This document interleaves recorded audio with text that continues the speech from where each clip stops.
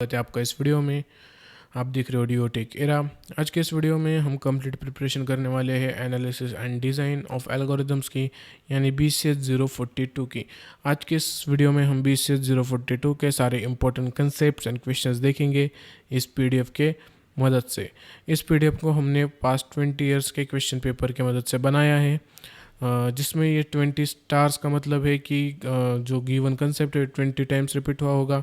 जितने stars given concept के आगे दिए होंगे उतने टाइम्स वो कंसेप्ट रिपीट हुआ होगा, है ना। ये इसमें जितने भी कंसेप्ट्स एंड क्वेश्चंस दिए वो सारे इंपॉर्टेंट कंसेप्ट्स एंड क्वेश्चन हैं, जिससे आपकी कंप्लीट एग्जाम की प्रिपरेशन होती है। ये PDF 3 पार्ट्स में डिवाइडेड है। First is a fast overview, second is important concepts and third is important questions, है ना। इम्पोर्टेंट कंसेप्ट्स और इम्पोर्टेंट क्वेश्चंस, ये 3 पार्ट्स में डिवाइडेड है क्योंकि इस PDF से आपकी कंप्लीट एंड कॉम्प्रिहेंसिव प्रिपरेशन होती है। ओके, तो इम्पोर्टेंट क्वेश्चंस हम इस वीडियो में कवर नहीं करेंगे। वो सारे इम्पोर्टेंट क्वेश्चंस आपको PDF में ऑलरेडी मिल जाएंगे, आप उसकी प्रैक्टिस PDF से कर सकते हो। इस PDF में हम मेनली इम्पोर्टेंट कंसेप्ट्स देखने वाले हैं कि कौन से इम्पोर्टेंट कंसेप्ट्स एग्ज़ाम्स में पूछे जाते हैं और उससे रिलेटेड किस तरह के क्वेश्चन पूछे जाते हैं, है ना। तो सबसे पहले हम ओवरव्यू देखते हैं इस सब्जेक्ट का, analysis and design of algorithms. ये सब्जेक्ट जनरली इसे हम DAA कहते हैं, मतलब design and analysis of algorithm. तो चलिए इस सब्जेक्ट का ओवरव्यू देखते हैं। तो जैसे कि हमारा सब्जेक्ट का नाम है design and analysis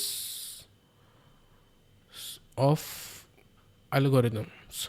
okay, algorithms. तो डेफिनेटली इस सब्जेक्ट में हमको एल्गोरिदम्स के बारे में पढ़ना है मेनली, है ना, कि एल्गोरिदम का डिज़ाइन किस तरीके से होता है और एल्गोरिदम का एनालिसिस किस तरीके से होता है ना। फर्स्ट हमें पढ़ना है कि हाउ टू डिज़ाइन एल्गोरिदम, है ना, हाउ टू डिज़ाइन एल्गोरिदम और उसके मेथड्स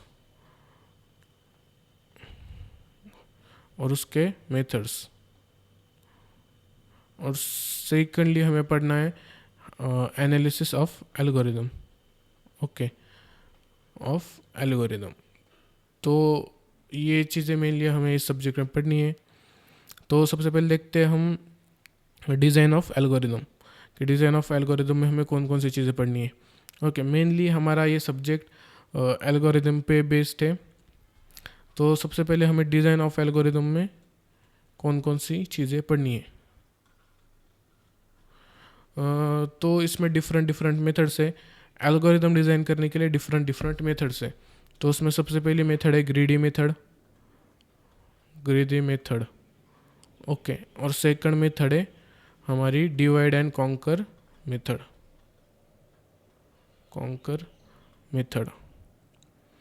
और इन दोनों मेथड्स में हमें डिफरेंट एल्गोरिदम्स के बारे में पढ़ना है, जो कि हम ऑलरेडी MCS 021 में पढ़ चुके हैं। मतलब डेटा स्ट्रक्चर में जो एल्गोरिदम्स हम पढ़ चुके हैं, उन्हीं कुछ एल्गोरिदम्स के बारे में हमें इस सब्जेक्ट में भी पढ़ना है। ओके, तो सबसे पहले हमें सॉर्टिंग एल्गोरिदम्स के बारे में पढ़ना है। सॉर्टिंग एल्गोरिदम्स में बबल सॉर्ट, इंसर्शन सॉर्ट,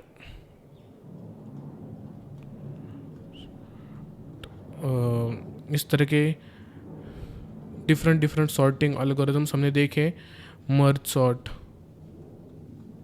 है ना, सिलेक्शन सॉर्ट, ये सारे एल्गोरिदम्स हमने प्रीवियसली देखे।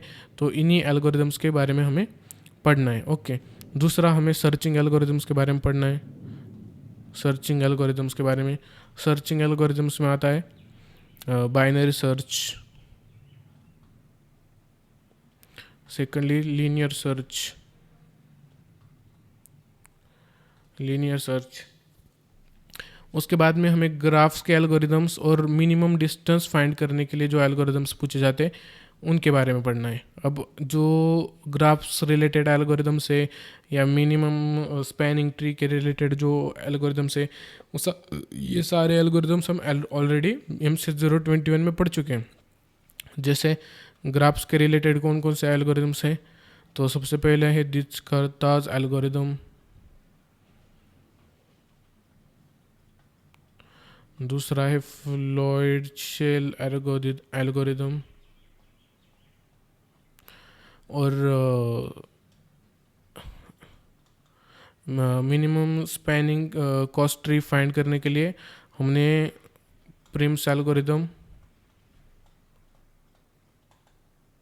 और क्रुस्कल्स एल्गोरिदम के बारे में देखा है, ऑलरेडी देख चुके हैं हम MCS 021 में, फिर भी हम इस सब्जेक्ट में से डिटेल में देखने वाले हैं। इसके अलावा हमें knapsack और एडजेंसी मैट्रिक्स और एडजेंसी लिस्ट, तो इन टॉपिक्स के बारे में देख लाए। अभी जो मैंने आपको टॉपिक्स बताए, इन्हीं टॉपिक्स का हमें डिटेल में स्टडी करना है। ओके, तो ये होगा डिज़ाइन रिलेटेड हमें इतने सारे एल्गोरिदम्स के बारे में देखना है ना। तो ये होगा एल्गोरिदम का डिज़ाइन। क्या होगा एल्गोरिदम का डिज़ाइन? तो डिज़ाइनिंग में हमें ये सारे कंसेप्ट पढ़ने हैं, डिफरेंट एल्गोरिदम्स पढ़ने हैं हमें, graph related, greedy methods, divide and conquer methods, उसमें हमें different sorting algorithms, searching algorithms, graph related Dijkstra's algorithm, फिर स्पैनिंग ट्री के related Prim's algorithm, Kruskal's algorithm, ये सारी चीज़ें हमें डिज़ाइनिंग के पार्ट में पढ़नी है। सेकंड हमारा पार्ट था एनालिसिस ऑफ एल्गोरिदम, है ना, एनालिसिस ऑफ एल्गोरिदम। इसमें हमें मेनली एल्गोरिदम का एनालिसिस करना होता है कि एल्गोरिदम परफॉर्म होने में कितना टाइम लग रहा है, एल्गोरिदम कितना स्पेस कंसिस्ट कर रहा है, इस तरीके के डिफरेंट एस्पेक्ट्स एल्गोरिदम्स के हमें एनालिसिस में स्टडी करने होते हैं। मेनली एनालिसिस के पार्ट में हम देखते हैं कॉम्प्लेक्सिटी के बारे में, है ना, कि एल्गोरिदम की कॉम्प्लेक्सिटी क्या है ना। इस कॉम्प्लेक्सिटी में 2 टाइप्स की कॉम्प्लेक्सिटी होती है। एक होती है टाइम कॉम्प्लेक्सिटी और दूसरी होती है स्पेस कॉम्प्लेक्सिटी। एक होती है टाइम कॉम्प्लेक्सिटी और दूसरी होती है स्पेस कॉम्प्लेक्सिटी। टाइम कॉम्प्लेक्सिटी में देखते हैं हम कि जो गिवन एल्गोरिदम है वो परफॉर्म होने में कितना टाइम लग रहा है ना। जो हमारा गिवन एल्गोरिदम है वो परफॉर्म होने में कितना टाइम लग रहा है, ये देखते हैं हम टाइम कॉम्प्लेक्सिटी में। और स्पेस कॉम्प्लेक्सिटी में हम देखते हैं कि जो हमारा एल्गोरिदम है वो कितनी मेमोरी, कितना स्पेस एक्वायर कर रहा है और कितनी मेमोरी एक्वायर कर रहा है। ओके, टाइम कॉम्प्लेक्सिटी में देखने कितना टाइम ले रहा है या how many operations perform, okay, उसमें कितने ऑपरेशंस परफॉर्म हुए हैं। और इसमें देखते हैं कितनी मेमोरी एलोकेट हुई है ना। स्पेस कॉम्प्लेक्सिटी में देखते हैं how much memory is allocated. Okay, ये चीज़ हम देखते हैं कॉम्प्लेक्सिटी में, और ये मेनली किसका पार्ट है? एनालिसिस का पार्ट है। ओके, और ये सब इनको शोकेस करने के लिए, टाइम कॉम्प्लेक्सिटी को और स्पेस कॉम्प्लेक्सिटी को शो करने के लिए हम यूज़ करते हैं असिम्प्टोनिक नोटेशंस का। ओके, तो मैंने अभी जितनी प्रीवियसली चीज़ें बताई डिज़ाइन ऑफ एल्गोरिदम और एनालिसिस ऑफ एल्गोरिदम के रिलेटेड, इतनी चीज़ें हमें इस सब्जेक्ट में पढ़नी है। इसके अलावा हमें कुछ भी नहीं पढ़ना। ओके, तो सिंपल सब्जेक्ट है, इजीली आप इसमें अच्छे मार्क्स स्कोर कर सकते हो। आपको इसकी प्रैक्टिस करनी पड़ेगी और स्टडी करनी पड़ेगी। ये हाई स्कोरिंग सब्जेक्ट है। MCS 021 में जो हमारा डेटा स्ट्रक्चर्स का सब्जेक्ट था, डेटा एंड फाइल स्ट्रक्चर का जो सब्जेक्ट है, फाइल स्ट्रक्चर यानी MCS 021, ये जो सब्जेक्ट है इसमें मेनली हमने डेटा स्ट्रक्चर्स के बारे में पढ़ा था। उसके साथ हमने एल्गोरिदम का टॉपिक भी कवर किया था, लेकिन वो थोड़ा शॉर्टली कवर किया था। लेकिन ये जो मैंने आपको सॉर्टिंग एल्गोरिदम्स, सर्चिंग एल्गोरिदम्स और जो मैंने आपको ग्राफ के रिलेटेड और ट्री के रिलेटेड जो भी एल्गोरिदम्स बताए, है ना, ग्राफ के रिलेटेड और ट्री के रिलेटेड जो भी एल्गोरिदम्स बताए, वो सारे एल्गोरिदम्स हमने MCS 021 में ऑलरेडी कवर किए हैं उस सब्जेक्ट में। ओके, तो इतनी सारी चीज़ें हमने पढ़नी है जो कि हम ऑलरेडी इसमें का बहुत ज़्यादा पार्ट पढ़ चुके हैं। इस वीडियो में इस PDF में, इस सब्जेक्ट में हमें वो डिटेल में पढ़नी है सारे सब्जेक्ट। इस वीडियो में मैं आपको सिर्फ ओवरव्यू दूंगा। ओवरव्यू मतलब मैं आपको सिर्फ डेफिनेशन समझाऊंगा, क्या क्या पढ़ना है वो बताऊंगा, किस तरह के क्वेश्चन पूछे जाएंगे वो बताऊंगा। मैं हर एक कंसेप्ट को डिटेल में एक्सप्लेन नहीं कर सकता, क्योंकि एक एक कंसेप्ट में एक एक घंटे का वीडियो इजीली बन सकता है, तो हमारे पास इतना टाइम नहीं है। मैं सिर्फ आपको एक कंसेप्ट का ओवरव्यू दूंगा, कंसेप्ट के रिलेटेड किस तरह के क्वेश्चन पूछे गए हैं और किस तरीके से आपको कंसेप्ट पढ़ना है, इसके बारे में इस वीडियो में मैं बताने वाला हूँ। मैंने जो ऊपर सारे कंसेप्ट बताए वही कंसेप्ट आपके एग्जाम में पूछे जाएंगे और उसी से रिलेटेड 90% क्वेश्चन आपके एग्जाम्स में आएंगे। तो यहाँ पर फास्ट ओवरव्यू है। तो सबसे पहले हमें एल्गोरिदम के बारे में पढ़ना है कि एक्चुअल में एल्गोरिदम होता क्या है। तो ये हम फर्स्ट सेमेस्टर से पढ़ते आ रहे हैं कि एल्गोरिदम होता है क्या है। Algorithm is a finite step of set of instruction to solve a problem. Okay, तो हमारे पास डिफरेंट प्रॉब्लम्स होती है प्रोग्रामिंग में। जैसे हमें प्रोग्राम क्रिएट करना होता है वो प्रॉब्लम सॉल्व करने के लिए। तो वो जो हमारे पास प्रॉब्लम है ना, वो जो प्रॉब्लम है उसकी एक हम फाइनाइट स्टेप में उसके इंस्ट्रक्शंस राइट करते हैं, मतलब उसकी ब्लूप्रिंट बनाते हैं, है ना। जैसे कोई भी बिल्डिंग कंस्ट्रक्शन होगा बड़ा या कोई भी कॉम्प्लिकेटेड टास्क होगा, तो सबसे पहले हम उसकी बनाते हैं ब्लूप्रिंट कि किस तरीके से वो एक्चुअल में उसके क्या करते हैं। हम सबसे पहले प्लानिंग करते हैं, है ना। प्लानिंग के बाद ही उसका हम कॉम्प्लिकेटेड चीज़ों का एग्जीक्यूशन करते हैं, है ना। तो उसी प्लानिंग को हम क्या कहते हैं, एल्गोरिदम कहते हैं कंप्यूटर साइंस में। ओके, उसी प्लानिंग को हम एल्गोरिदम कहते हैं कंप्यूटर साइंस में, है ना। तो ये स्टेप्स होते हैं, फाइनाइट स्टेप होते हैं, मतलब लिमिटेड स्टेप्स होते हैं जो कि एक कोई भी प्रोग्रामिंग रिलेटेड प्रॉब्लम सॉल्व करने में यूज़ होते हैं। ये हम फर्स्ट सेमेस्टर से देखते आए। इसमें इन स्टेप्स में हमें पूरा एल्गोरिदम ड्रॉ करना होता है ना। जिसमें सबसे पहले हमें लिखना होता है इनपुट, उसमें इंक्लूड होता है इनपुट, फिर होता है आउटपुट, बीच में होते हैं स्टेप्स। अब यहाँ पर ये कैरेक्टरिस्टिक्स दिए हुए हैं एल्गोरिदम के। एल्गोरिदम में 0 या 0 से ज़्यादा इनपुट होने चाहिए, आउटपुट होना ही चाहिए। इनपुट नहीं होगा तो चलेगा एल्गोरिदम में, लेकिन आउटपुट डेफिनेटली एक ना एक आउटपुट होना चाहिए, फिर ये एल्गोरिदम मतलब बनाता है। एल्गोरिदम डिफाइनेटनेस होना चाहिए, मतलब every step is precisely defined. मतलब एल्गोरिदम में कुछ भी चीज़ ऐड नहीं करनी होती है। एल्गोरिदम में जो चीज़ मतलब की है, मतलब जो चीज़ इंपॉर्टेंट है वही चीज़ ऐड करनी होती है। नेक्स्ट इज़ फाइनाइटनेस, मतलब फाइनाइट स्टेप होनी चाहिए, अनलिमिटेड स्टेप नहीं हो सकती, उसमें कुछ limited number of steps he include होने चाहिए।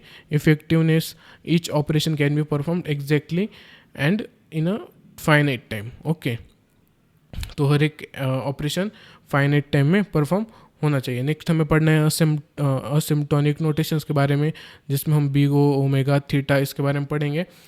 तो ये सिंपली कॉम्प्लेक्सिटी को डिफाइन करने के लिए हम यूज़ करते हैं।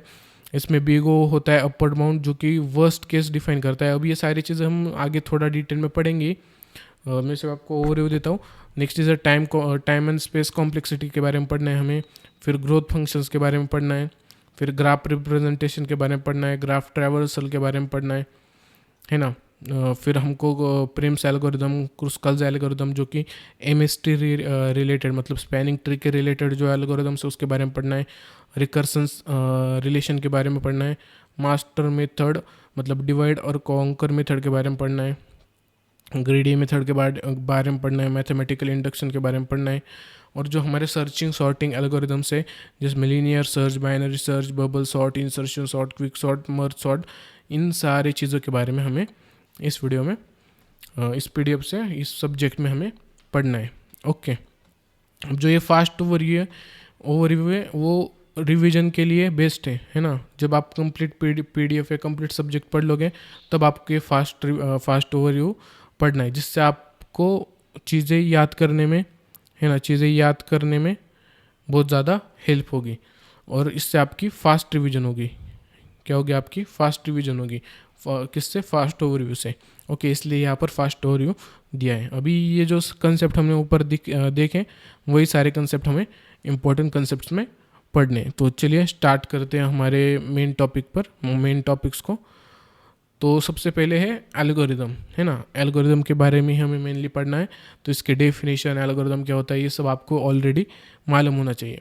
अभी मैं पहले से एक्सप्लेन करते आ रहा हूँ, फिर मैं एक्सप्लेन कर देता हूँ। तो एल्गोरिदम जैसे मैंने पहले बताया फाइनाइट स्टेप होते हैं प्रॉब्लम को, कोई भी कॉम्प्लिकेटेड प्रॉब्लम या प्रोग्राम को सॉल्व करने के लिए, है ना। एल्गोरिदम में इनपुट आउटपुट है ना, तो उसका मैंने M60221 में या उससे पहले भी सेकंड सेमेस्टर में आपको कुछ एल्गोरिदम कैसे बनाना है ना, हाउ टू क्रिएट एल्गोरिदम, ये अच्छे से एक्सप्लेन किया है। तो आज की वीडियो में हम ज़्यादा इतना उसमें डीप जाने वाले नहीं है, क्योंकि एल्गोरिदम डायरेक्टली राइट करने के लिए ज़्यादा एग्ज़ाम में पूछा नहीं गया है, पर 5-6 टाइम्स पूछा गया है। तो आप वो वीडियो से समझ सकते हो कि हाउ टू क्रिएट एल्गोरिदम्स, है ना। तो इसमें मेनली आपको इतना समझना है कि एल्गोरिदम होता क्या है, बाकी उससे रिलेटेड जो मेन कंसेप्ट्स हैं, जैसे उससे रिलेटेड जो टेक्निक्स या मेथड्स हैं, या उससे रिलेटेड जो एनालिसिस हमें करना है, उसी रिलेटेड ज़्यादातर क्वेश्चन पूछे जाते हैं, जैसे मैंने आपको पहले बताया, है ना। तो ये सिर्फ थ्योरी का पार्ट है। तो एल्गोरिदम क्या होता है, फाइनाइट स्टेप्स और instructions to solve a problem. Okay, ये इसकी सिंपल डेफिनेशन है। तो आप वो एग्ज़ाम में लिख सकते हैं, यहाँ पर डिटेल में उसका एक्सप्लेनेशन दिया है। तो प्रॉपर्टीज़ ऑफ एल्गोरिदम हमने देखा, इनपुट होना चाहिए, उसमें 0 या 0 से ज़्यादा इनपुट हो सकते हैं। इनपुट या तो नहीं होगा फिर भी चलेगा, लेकिन आउटपुट डेफिनेटली उसमें होना चाहिए। एल्गोरिदम में आउटपुट सबसे ज़्यादा इम्पोर्टेंट है ना। मतलब एल्गोरिदम ड्रॉ क्यों करते हैं हम, कुछ ना कुछ प्रॉब्लम कैसे सॉल्व कर रहे हैं उसका कंक्लूजन मिले, है ना। इसलिए आउटपुट बहुत ज़्यादा इंपॉर्टेंट होता है कि एल्गोरिदम का हमें कुछ ना कुछ आउटपुट मिलना चाहिए। इसलिए इसमें एटलीस्ट 1 आउटपुट होना चाहिए, और ज़्यादा से ज़्यादा कितने भी हो सकते हैं। ओके, थर्ड इज़ फाइनाइटनेस देखा था हमने कि लिमिटेड स्टेप्स होनी चाहिए, फाइनाइट स्टेप होनी चाहिए। डिफाइनाइटनेस देखा था हमने, मतलब कोई भी एम्बिग्यूटी उसमें नहीं होनी चाहिए, मतलब इसका चांस नहीं होना चाहिए कि झूठ भी है और सही भी है। उसका एक डेफिनाइट पैटर्न होना चाहिए उसमें, है ना, कि क्लियर इंस्ट्रक्शंस लिखी होनी चाहिए। इफ़ेक्टिवनेस होनी चाहिए, मतलब हर एक स्टेप का कुछ ना कुछ एल्गोरिदम में कुछ ना कुछ उसकी इम्पोर्टेंस होनी चाहिए, कि ऐसे ही लिख दिया वो स्टेप हटाने के बाद भी कोई फ़र्क नहीं पड़ रहा है, इस तरीके से नहीं होना चाहिए। उसमें हर एक स्टेप इफ़ेक्टिव होनी चाहिए एल्गोरिदम में। तो इस तरीके के प्रॉपर्टीज़ है एल्गोरिदम के, है ना, एक वैलिड एल्गोरिदम के ये सारे प्रॉपर्टीज़ है। ये सारा थियरी का पार्ट है। अब जो एल्गोरिदम डिज़ाइन के रिलेटेड जो टेक्निक्स है वो हमें डिटेल में देखनी है। डिवाइड एंड कॉन्कर टेक्निक, इसमें हमें डिफरेंट एल्गोरिदम्स देखने हैं, जैसे merge sort, quick sort, binary search, ये सारे हमें एल्गोरिदम्स देखने हैं। जैसे ग्रीडी मेथड हो गया, इसमें हमें Kruskal's algorithm, Prim's algorithm, fractional क्रैप्सैक, ये सारे एल्गोरिदम्स हमने ग्रीडी मेथड्स में देखने हैं, है ना। फिर डायनेमिक प्रोग्राम है, बैक ट्रैकिंग है। अब ये इतने ज़्यादा इम्पोर्टेंट नहीं है, ये जो नीचे के हैं इतने ज़्यादा इम्पोर्टेंट नहीं है। मोस्टली क्वेश्चंस इन दोनों मेथड्स और या टेक्निक्स के रिलेटेड पूछे जाते हैं, है ना। और इसी से रिलेटेड हमारा मोस्ट ऑफ द टॉपिक है, ये 2 मेथड्स और कॉम्प्लेक्सिटी, है ना। ये 2 मेथड्स, इसमें जो एल्गोरिदम्स है वो, और कॉम्प्लेक्सिटी, ये मेन चीज़ें हैं। इसी में 70 to 80% हमारा पूरा सिलेबस है ना। जो ये ग्रीडी मेथड्स के रिलेटेड जो एल्गोरिदम्स है, और डिवाइड एंड कॉन्कर मेथड्स के रिलेटेड जो एल्गोरिदम्स है। तो टाइप्स ऑफ एल्गोरिदम, अब deterministic algorithm, non deterministic, recursive, iterative, randomise, new heuristic, parallel, ये सारे एल्गोरिदम्स के टाइप हैं।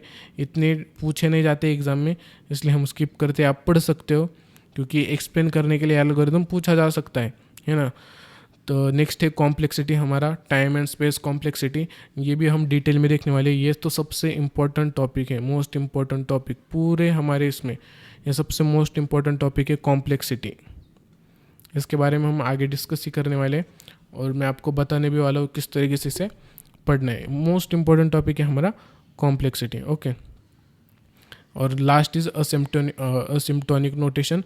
असिम्प्टोनिक नोटेशन हम उसकी कॉम्प्लेक्सिटी फाइंड करने के लिए यूज़ करते हैं एल्गोरिदम की। ओके, तो ये एल्गोरिदम का क्या हो गया, एक हमने यहाँ पर ओवरव्यू दिया है एल्गोरिदम का कंप्लीट, और कौन से हमें कंसेप्ट पढ़ने हैं इसके बारे में डिस्कस किया है। तो ये एक्सप्लेन करने के लिए पूछा जा सकता है आपको एल्गोरिदम। ज़्यादा उसके रिलेटेड क्वेश्चन नहीं है, क्योंकि यहाँ पर देखो मैंने कोई भी क्वेश्चन नहीं दिया है, क्योंकि ज़्यादा ऐसा पूछा नहीं जाता कि एक्सप्लेन एल्गोरिदम। 4-5 बार कभी पूछा गया है प्रीवियस ईयर्स में, पर मोस्ट ऑफ द टाइम इतना पूछा नहीं जाता।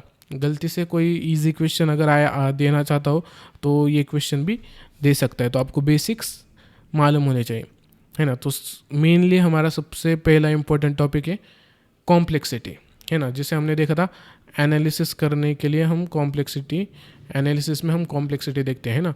Introduction to the algorithm analysis, है ना, introduction to the algorithm analysis. Okay, algorithm analysis involves determining the computational efficiency, कि हमने जो एल्गोरिदम तैयार किया है वो कितना इफ़िशिएंट है। ये हम एल्गोरिदम एनालिसिस में देखते हैं कि हमने जो एल्गोरिदम क्रिएट किया है, कोई भी एल्गोरिदम हो सकता है प्रॉब्लम सॉल्व करने के लिए, वो कितना इफ़िशिएंट है, वो कितना टाइम ले रहा है, कितने कम टाइम में या कितने कम ऑपरेशंस में वो एल्गोरिदम परफॉर्म हो रहा है, और कितनी मेमोरी वो उसे रिक्वायर्ड है। जो मिनिमम, मतलब जो मिनिमम टाइम ले रहा होगा या जिसमें मिनिमम ऑपरेशंस होंगे या जिसमें मिनिमम मेमोरी रिक्वायर्ड होगी, वो एल्गोरिदम होता है बेस्ट केस एल्गोरिदम। ओके, वो होता है बेस्ट केस एल्गोरिदम। और जिसमें ज़्यादा कॉम्प्लिकेशंस और ज़्यादा मेमोरी रिक्वायर्ड होगी वो होगा वर्स्ट केस एल्गोरिदम, है ना, वो होगा वर्स्ट केस एल्गोरिदम। ओके, तो ये दो चीज़ें। तो कॉम्प्लेक्सिटी में हमें यही देखना है मेनली, हमें टाइम कॉम्प्लेक्सिटी के बारे में मेनली देखना है, क्योंकि स्पेस कॉम्प्लेक्सिटी के रिलेटेड इतने क्वेश्चन नहीं आते। टाइम कॉम्प्लेक्सिटी के लिए रिलेटेड डेफिनेटली वो 1-2 क्वेश्चन हर साल पूछे जाते हैं, है ना, हर क्वेश्चन पेपर में मिनिमम। अब कॉम्प्लेक्सिटी के related minimum 2 question definitely exam में पूछे जाएंगे। हर साल के पेपर में कॉम्प्लेक्सिटी के रिलेटेड 2 क्वेश्चंस आपको एग्जाम में मिलेंगे। तो इसी में हमारा 10% सिलेबस कंप्लीट हो जाता है कॉम्प्लेक्सिटी के टॉपिक में। इसलिए मैंने कहा था आपको ये मोस्ट इम्पॉर्टेंट टॉपिक है ना, मोस्ट इम्पॉर्टेंट टॉपिक है। कौन सा? कॉम्प्लेक्सिटी। तो कॉम्प्लेक्सिटी में हमारे पास 2 टाइप्स के कॉम्प्लेक्सिटी है। एक है टाइम कॉम्प्लेक्सिटी, कि जो मेजर करती है कितने नंबर ऑफ की ऑपरेशंस परफॉर्म हुए हैं एल्गोरिदम में, कितने नंबर ऑफ की ऑपरेशंस परफॉर्म हुए एल्गोरिदम में, ये हम देखते हैं टाइम कॉम्प्लेक्सिटी में। और स्पेस कॉम्प्लेक्सिटी में हम देखते हैं कि measures the amount of memory required, कि कितनी अमाउंट ऑफ मेमोरी एल्गोरिदम में रिक्वायर हुई है, वो हम देखते हैं स्पेस कॉम्प्लेक्सिटी में, है ना। तो जो भी एल्गोरिदम होगा, एल्गोरिदम कैसे ड्रॉ करते हैं, पहले हम स्टार्ट करते हैं, फिर हम दूसरे टिप में एग्जीक्यूशन करते हैं, है ना, एग्जीक्यूशन मतलब दूसरे टिप में हम इनपुट लेते हैं, थर्ड स्टेप में एग्जीक्यूशन करते हैं, फोर्थ में आउटपुट, और फिफ्थ में हम क्या करते हैं, एंड करते हैं, है ना। तो इस तरीके से एल्गोरिदम का एक सिंटेक्स होता है। एल्गोरिदम से क्या बनता है, प्रोग्राम बनता है ना। एल्गोरिदम से क्या बनता है, प्रोग्राम बनता है। अब प्रोग्रामिंग हमने देखी है, C++ में हम प्रोग्राम लिखते हैं, C में प्रोग्राम लिखते हैं, है ना। तो ये प्रोग्राम बनते हैं। अब ये प्रोग्राम कितने इफ़िशिएंट है ना, ये प्रोग्राम कितने इफ़िशिएंट है, ये हमें पता चलता है कॉम्प्लेक्सिटी से। टाइम कॉम्प्लेक्सिटी से हमें पता चलता है कि कितने नंबर ऑफ की ऑपरेशंस है, उससे कितने जल्दी, कितने फास्ट ये एल्गोरिदम, ये प्रोग्राम परफॉर्म होगा। ओके, और स्पेस कॉम्प्लेक्सिटी से हमें पता चलता है कितने उस प्रोग्राम को रन करने के लिए कितनी मेमोरी की रिक्वायरमेंट होगी। ओके, तो जब ये मिनिमम होगी तो ये होता है बेस्ट केस, जब मिनिमम होगा तब, और जब मैक्सिमम होगा तब वो होगा वर्स्ट केस। ओके, अब इसी को ही हम डिनोट करते हैं असिम्प्टोनिक नोटेशन से। अब असिम्प्टोनिक नोटेशंस हम बाद में देखेंगे, तो आप इतना समझ लो, ये बेसिक्स का पार्ट है। समझ में आया टाइम कॉम्प्लेक्सिटी और स्पेस कॉम्प्लेक्सिटी क्या होता है। तो यहाँ पर डिटेल में उसका कॉन्टेक्स्ट दिया है। तो कॉम्प्लेक्सिटी नोटेशंस, है ना, ये जो कॉम्प्लेक्सिटी नोटेशंस है, तो इसे ही हम असिम्प्टोनिक नोटेशंस कहते हैं, है ना। इन नोटेशंस के थ्रू हम कॉम्प्लेक्सिटी को ये करते हैं। अब जो ये O होता है, इससे हम टाइम कॉम्प्लेक्सिटी को डिनोट करते हैं। ये जो O होता है, इससे हम टाइम कॉम्प्लेक्सिटी को डिनोट करते हैं। और ये होता है वर्स्ट केस, है ना, ये होता है वर्स्ट केस सिनेरियो। थीटा में होता है बेस्ट केस, और ओमेगा में होता है बेस्ट केस, और थीटा में होता है एवरेज केस। ओके, तो एल्गोरिदम टाइम कॉम्प्लेक्सिटी हम बिग ओ से डिफाइन करते हैं और इसके अंदर हम लेते हैं एन होता है कितने ऑपरेशंस परफॉर्म हुए, नंबर ऑफ ऑपरेशंस हम डिफाइन करते हैं एन से। ओके, तो इस तरीके से कॉम्प्लेक्सिटी होती है।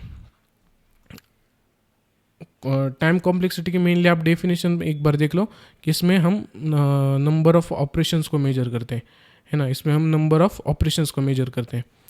इसका अभी हम देखेंगे डिटेल में कि किस तरीके से टाइम कॉम्प्लेक्सिटी को हम फाइंड करते हैं। तो यहाँ पर हमारे पास एक प्रोग्राम है ना, ये क्या है, एक प्रोग्राम है ना। तो इन प्रोग्राम्स की हम किस तरीके से टाइम कॉम्प्लेक्सिटी फाइंड करेंगे।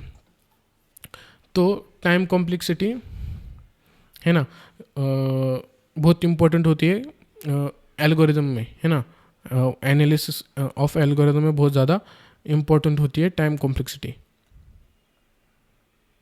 है ना। एनालिसिस ऑफ एल्गोरिदम में बहुत ज़्यादा इंपॉर्टेंट होती है टाइम कॉम्प्लेक्सिटी, क्योंकि एल्गोरिदम कितना फास्ट होगा या प्रोग्राम कितना फास्ट टर्न होगा ये इस पे डिपेंड होता है।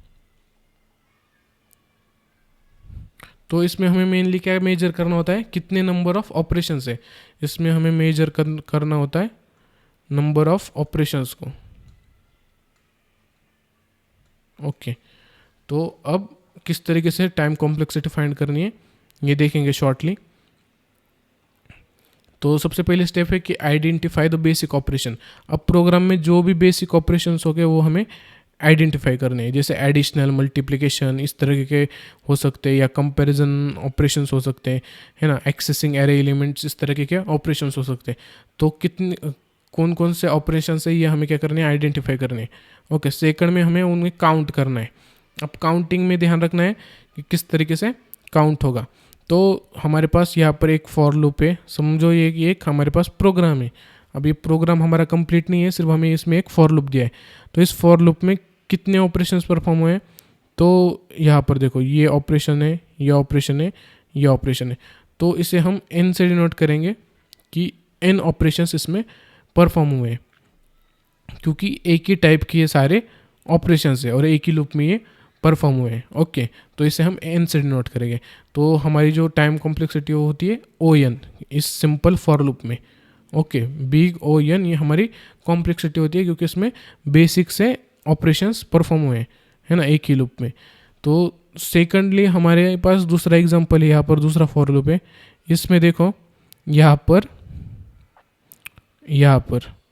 एक डिफरेंट ऑपरेशंस परफॉर्म हुआ है साथ में बेसिक ऑपरेशंस के, है ना। तो यहाँ पर हम log to n टाइम्स है ना, ये n टाइम्स रन हो रहा है। यहाँ पर देखो ये n टाइम्स रन हो रहा है और ये log to n times run हो रहा है। तो इसकी कॉम्प्लेक्सिटी log n इस तरीके से हो जाएगी। अब जो ये कॉम्प्लेक्सिटी का टॉपिक है, जो टाइम कॉम्प्लेक्सिटी या स्पेस कॉम्प्लेक्सिटी का जो टॉपिक है, इस पे 1-2 घंटे एक्सप्लेन किया फिर भी बहुत ज़्यादा कम है, क्योंकि ये प्रैक्टिस से आपको सॉल्व करते आएगा, तो मैं अभी आपको सीधा सीधा बता रहा हूँ कि अगर आपको इस नोट से पढ़ना समझ में आ गया तो ठीक है। अगर आपको नोट से समझ नहीं आ रहा तो आपको डेफिनेटली यूट्यूब से हेल्प लेनी है। यूट्यूब पर आपको सर्च करना है हाउ टू कैलकुलेट कॉम्प्लेक्सिटी, तो आपको बहुत सारे लेक्चर्स मिल जाएंगे। उसमें से जो बेस्ट लेक्चर होगा वो आपको देखना है, क्योंकि 1-2 घंटे की ज़रूरत है आपको ये पूरा कंसेप्ट समझने के लिए।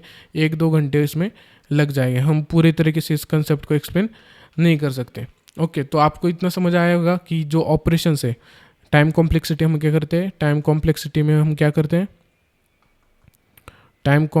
में हम simply operations, number of operations देखते हैं कि कितने नंबर ऑफ ऑपरेशंस है ना, measures number of operation time complexity में। और स्पेस कॉम्प्लेक्सिटी में हम कितनी मेमोरी रिक्वायर्ड है ये देखते हैं, है ना, कितनी मेमोरी रिक्वायर्ड है हम देखते हैं स्पेस कॉम्प्लेक्सिटी में। तो ये 2 चीज़ें आपको इंपॉर्टेंटली ध्यान रखनी है।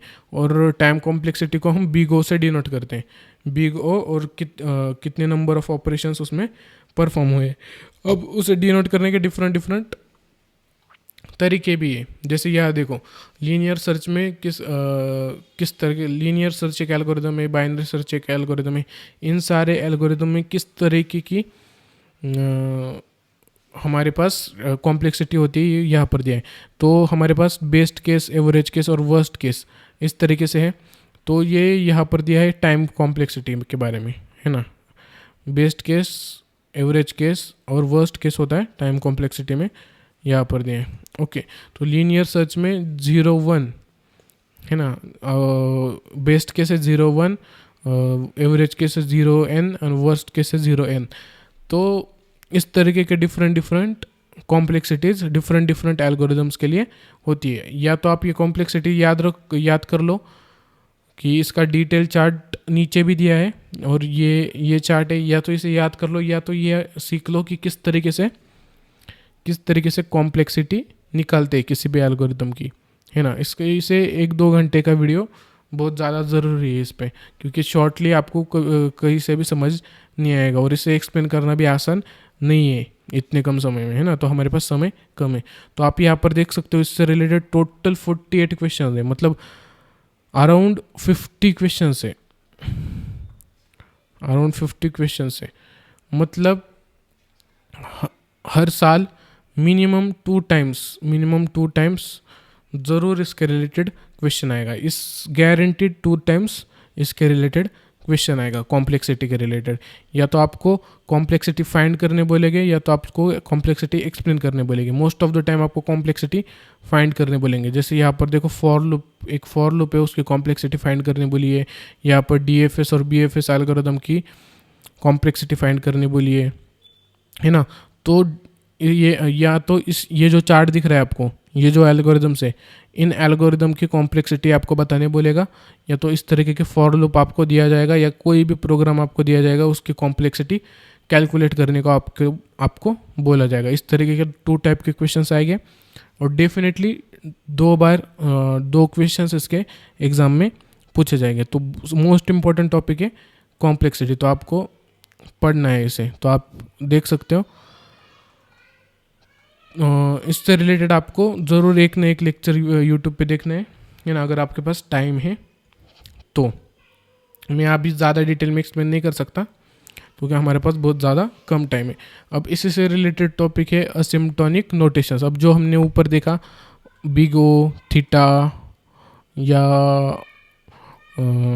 ओमेगा, ये जो है ये है असिम्प्टोनिक नोटेशंस। ओके, अब इससे रिलेटेड भी एक ना एक क्वेश्चन ज़रूर पूछा जाता है हर साल। Asymptotic notation describes the behaviour of algorithm resource requirements. Okay, time और स्पेस। ओके, जो भी बिहेवियर है एल्गोरिदम का, उसके रिसोर्स रिक्वायरमेंट्स में हमें असिम्प्टोनिक नोटेशंस की ज़रूरत पड़ती है ना, कॉम्प्लेक्सिटी में।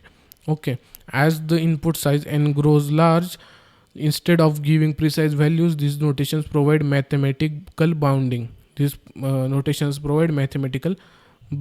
They allow us abstract away hardware and compiler differences, predict algorithm scalability, compare algorithms performing and the same task. Okay, why asymptotic notations? In algorithm analysis, we are not usually interested in the exact number of steps, कि कितने exact number of steps लगते हैं, इसमें हम interested नहीं होते। क्योंकि जितना बड़ा प्रोग्राम होगा, अभी प्रोग्राम तो कम ऑपरेशंस में नहीं होता, किस प्रोग्राम्स में मिलियंस ऑफ ऑपरेशंस की ज़रूरत पड़ती है ना। किन प्रोग्राम्स में मिलियंस ऑफ ऑपरेशंस होते हैं, जैसे हमारे बड़े बड़े ऐप्स हो गए, जैसे गूगल जैसा सर्च इंजन हो गया, या अमेज़ॉन जैसा मार्केट प्लेस हो गया। इसमें हमें मिलियंस, ऐसे डिज़ाइन करने के लिए हमें मिलियंस ऑफ ऑपरेशंस लगते हैं। इनके प्रोग्राम्स में क्या लगता है, मिलियंस ऑफ ऑपरेशंस लगते हैं। तो इनका एग्जैक्ट नंबर ऑफ ऑपरेशंस हम नहीं पता कर सकते। तो इसको एग्जैक्ट नंबर ऑफ ऑपरेशंस पता करने से बजाय हम असिम्प्टोनिक नोटेशंस का यूज़ करते हैं for taking the worst case analysis, कि कौन सा वर्स्ट केस है और कौन सा बेस्ट केस है ना। एनालिसिस परफॉर्म करने के लिए हम किसका यूज़ करते हैं, असिम्प्टोनिक नोटेशंस का। क्योंकि इतने हम एग्जैक्ट नंबर ऑफ स्टेप्स नहीं कैलकुलेट कर सकते। ओके, तो हमने देखा 3 टाइप्स के, एक है बिग ओ नोटेशन, एक है बिग ओ नोटेशन जिसे हम अपर बाउंड कहते हैं, इसकी डेफिनेशन यहाँ पर दी है मैथमेटिकल लैंग्वेज में। अब इससे रिलेटेड भी क्वेश्चन एग्जांपल पूछे जाते हैं कि किस तरीके से हमें प्रूव करना है ना। मैंने जैसे आपको बताया, मैं सिर्फ ओवरव्यू देने वाला हूँ और किस तरीके के क्वेश्चन पूछे जाते हैं वो बताने वाला हूँ। तो यहाँ पर हमारे पास big O notation, big omega notation और बिग थीटा नोटेशन, ये 3 नोटेशन है। अब इसके फंक्शन किस तरीके से होते हैं, है ना, फंक्शनल इसकी डेफिनेशन किस तरीके से है, इसका इंटरप्रिटेशन किस तरीके से होता है, और हमें क्वेश्चन किस तरीके से पूछे जाते हैं। मेनली इसमें हमें प्रूफ के लिए क्वेश्चन पूछा जाता है एक, और दूसरा क्वेश्चन होता है इसकी ऑर्डर डिसाइड करने के लिए। अब ऑर्डर का क्वेश्चन हम डेफिनेटली इसमें डिस्कस करेंगे नेक्स्ट पार्ट में, लेकिन जो प्रूफ का क्वेश्चन है ये आपको खुद से करना होगा, है ना, किस तरीके से प्रूफ किया जाता है। ओके, तो यहाँ पर सिंपल प्रूफ दिए है कि किस तरीके से विद एग्जांपल एक्सप्लेन किया है किस तरीके से प्रूफ करना है। ये इसमें मेनली 3 थियरम्स काम करते हैं, कहा गए 3, हाँ, ये जो थियरम्स है ये वाले 3 थियरम मेनली प्रूफ में काम करते हैं। ओके, किस तरीके से प्रूफ करना है। ओके, तो इससे रिलेटेड टोटल 19 क्वेश्चंस है जिसमें मेनली हमें प्रूफ करने के लिए बोला गया है, और दूसरा है हमें इंक्रीजिंग ऑर्डर में लिखना है। अब जो इंक्रीजिंग ऑर्डर में लिखना है वो तो मैं आपको अभी एक्सप्लेन करूँगा, लेकिन जो प्रूव करने बोला जाता है वो आपको इन थियरम्स की मदद से देखना है, क्योंकि कॉम्प्लिकेटेड है वो भी, प्रूव कैसे करते हैं। तो उसका वीडियो देख सकते हो या PDF से समझ सकते हो, है ना। तो PDF में उसके सारे डिटेल्स यहाँ पर दिए। हाउ टू प्रूव, ये देखो, how to prove disprove membership. Okay, तो सबसे पहले आइडेंटिफाई करना है फंक्शन को, फिर इनइक्वालिटीज़ को फाइंड करना है C1 C2, फिर test the inequalities, confirm both bounds, disprove the contradiction. Okay, तो ऊपर एग्जांपल है उससे आप समझ सकते हो। तो ये इस तरह का एक क्वेश्चन पूछा जाता है असिम्प्टोनिक नोटेशंस में, और दूसरा क्वेश्चन पूछा जाता है arranging functions in a increasing growth order, कि जो हमारा फंक्शन है उसे इंक्रीजिंग ग्रोथ ऑर्डर में अरेंज करो, है ना। इस तरह का क्वेश्चन पूछा जाता है। क्वेश्चन, हाँ देखो, arrange the following function in a increasing order, इस तरीके के फंक्शंस दिए जाते हैं डिफरेंट, और कहा जाता है कि इन फंक्शंस को इंक्रीजिंग ऑर्डर में अरेंज करो। तो आप सिंपल इसमें एक कॉम्प्लिकेटेड मेथड है कि आप एक्चुअल में देखो कि कौन सा कंसेप्ट कितना कॉम्प्लिकेटेड है। जैसे यहाँ पर देखो, इस तरीके के फंक्शन आप सॉल्व कर सकते हो, है ना। यहाँ पर देखो किस तरीके से सिंप्लीफाई करके, फर्स्ट मेथड है कि आप सिंप्लीफाई कर सकते हो हर एक फंक्शन को सिंप्लीफाई कैसे करना है इस एग्जांपल में डिस्कस किया है ना। और उसके मदद से हम इंक्रीजिंग ऑर्डर में उसे रख सकते हैं। और दूसरा मेथड बहुत ज़्यादा सिंपल है जो कि मैं यूज़ करता हूँ, कि आपको ये सारे ये टेबल याद करना है कि कौन सा फंक्शन किस रैंक पर है ना। अब यहाँ पर देखो, जो हमारा 0 1 है, ये जो 0 1 है ये बेस्ट केस है ना, ये बेस्ट केस है, इससे कॉम्प्लिकेटेड है 0 log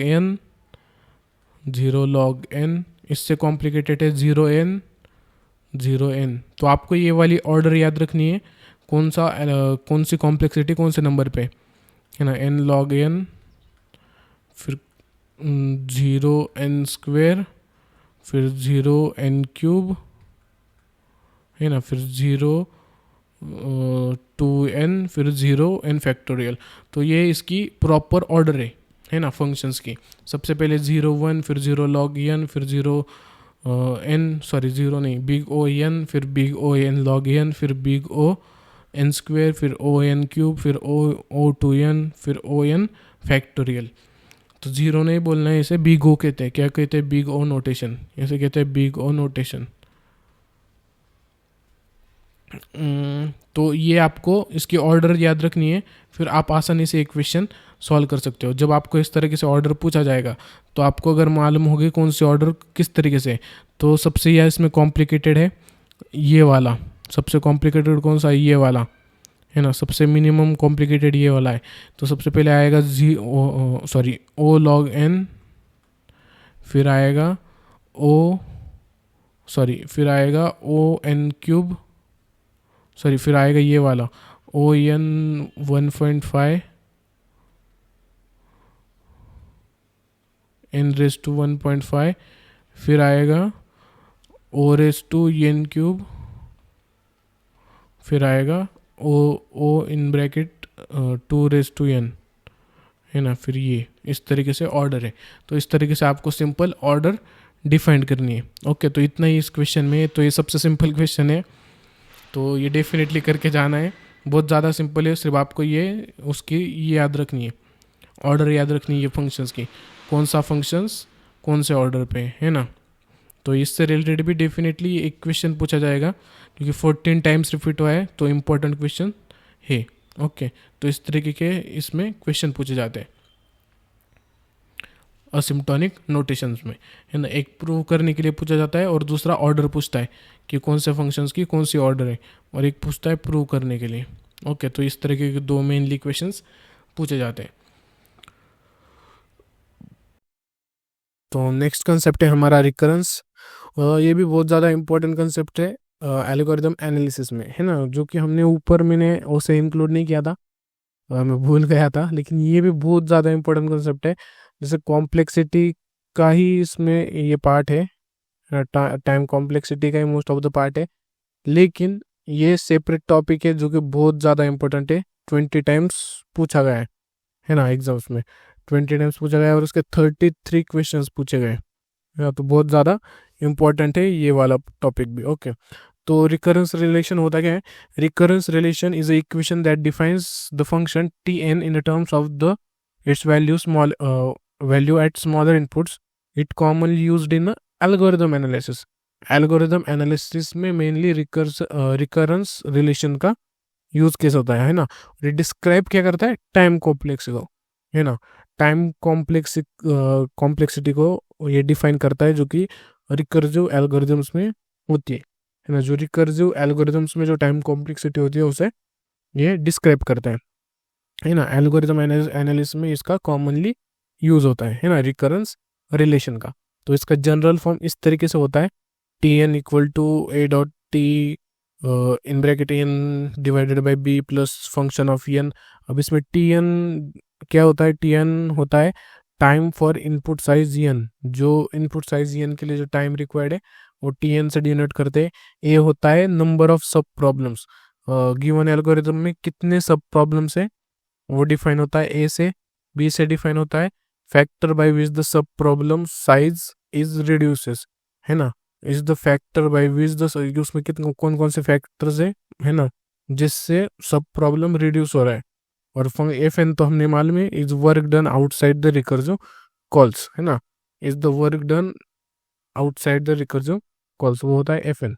तो इस तरीके का जनरल फॉर्म होता है रिकरेंस रिलेशन का। इसमें रिकरेंस में 3 कंपोनेंट्स होते हैं। एक होता है रिकर्सिव केस, सेकंड होता है बेस केस, थर्ड होता है work outside recursion. Recursive case में the part that recurses into smaller sub problems, उसे वो रिकर्सिव केस में आता है। बेस्ड केस में initial condition, the stopping condition where the solution is known. Based case होता है stopping condition where the solution is known. And work outside recursion होता है the computation done after before और before recursive call. जो recursion function है उसके before और after में जो कंप्यूटेशन होता है वो वर्क आउटसाइड रिकर्जन होता है। Okay, work outside recursion words नहीं है, वर्क है। ओके, उससे रिलेटेड यहाँ पर एग्जांपल है, देखो यहाँ पर एक फैक्टोरियल नाम का रिकर्सिव फंक्शन है ना। फैक्टोरियल नाम का रिकर्सिव फंक्शन है। इसमें अब यहाँ पर देखो रिलेशन किस तरीके से दिया है। तो यहाँ पर टी एन दिया है, T n minus one, n minus one plus one, है ना। तो टी वन कितना है? 0 है।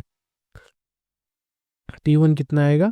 0। एन यहाँ पर एन की वैल्यू 1 डिफाइन की है ना। 1 की वैल्यू 1, एन की वैल्यू 1 डिफाइन की है यहाँ पर, इसलिए हमने इसमें एन इनपुट किया। तो फाइनल हमारा रिकरेंस क्या आया? 0। और इसकी कॉम्प्लेक्सिटी क्या होगी? Big O N.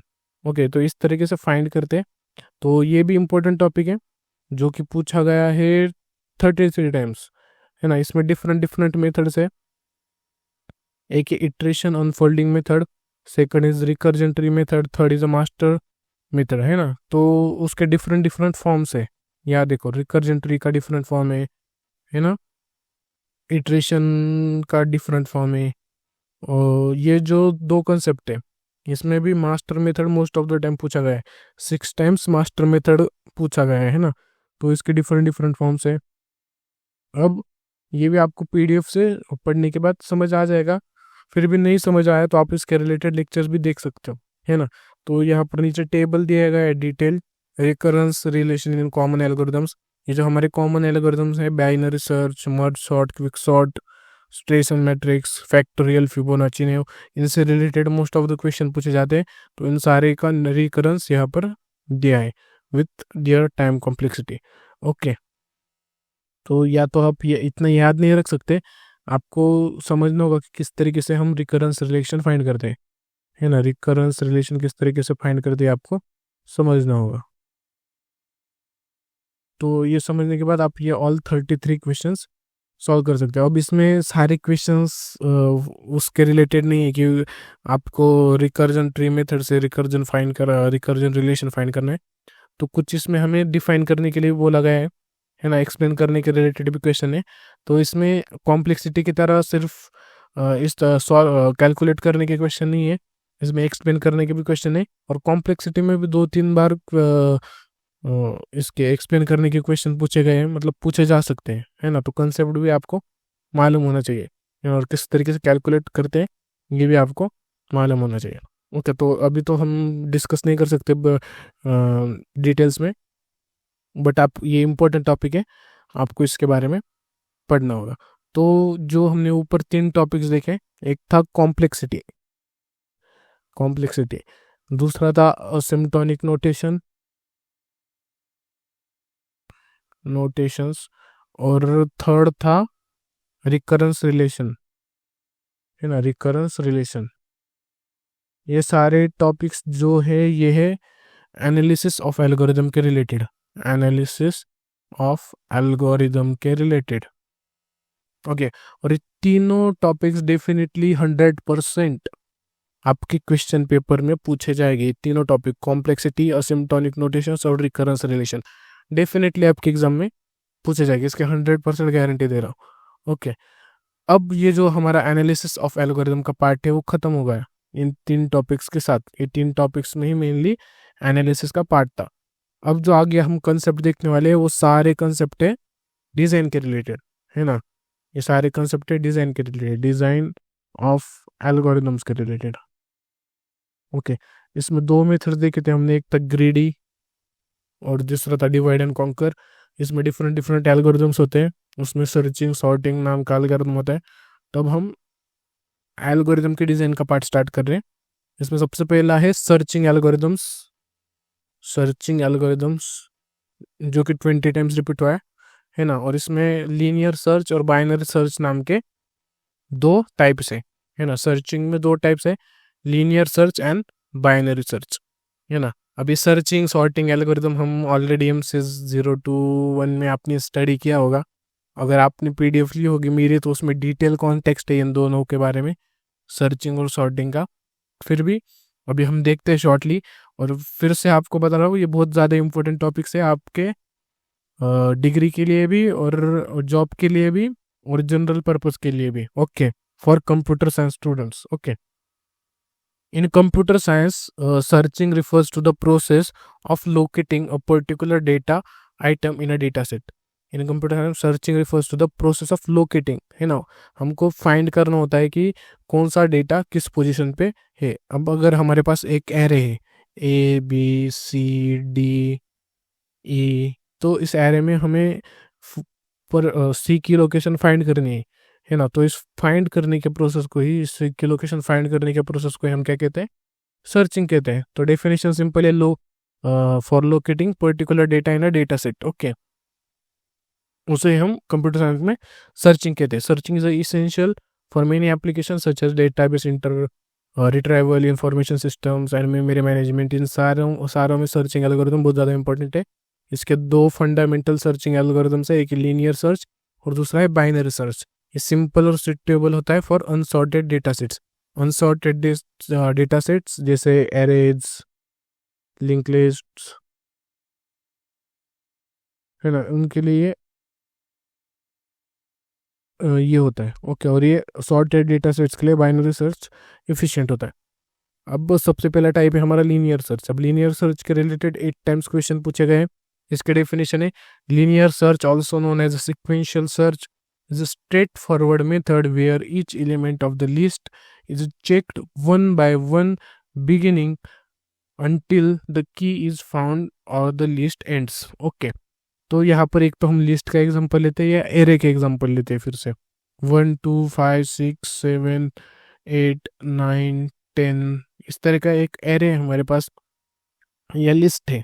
ओके, तो हमें अगर सर्च करना है 8 को अगर हमें सर्च करना है तो लीनियर सर्च में क्या होता है, वन बाय वन वो सारे एलिमेंट्स को सर्च करेगा, है ना। सबसे पहले 1 को सर्च करेगा, फिर 2 को सर्च करेगा, फिर 5, फिर 6, फिर 7 को सर्च करेगा।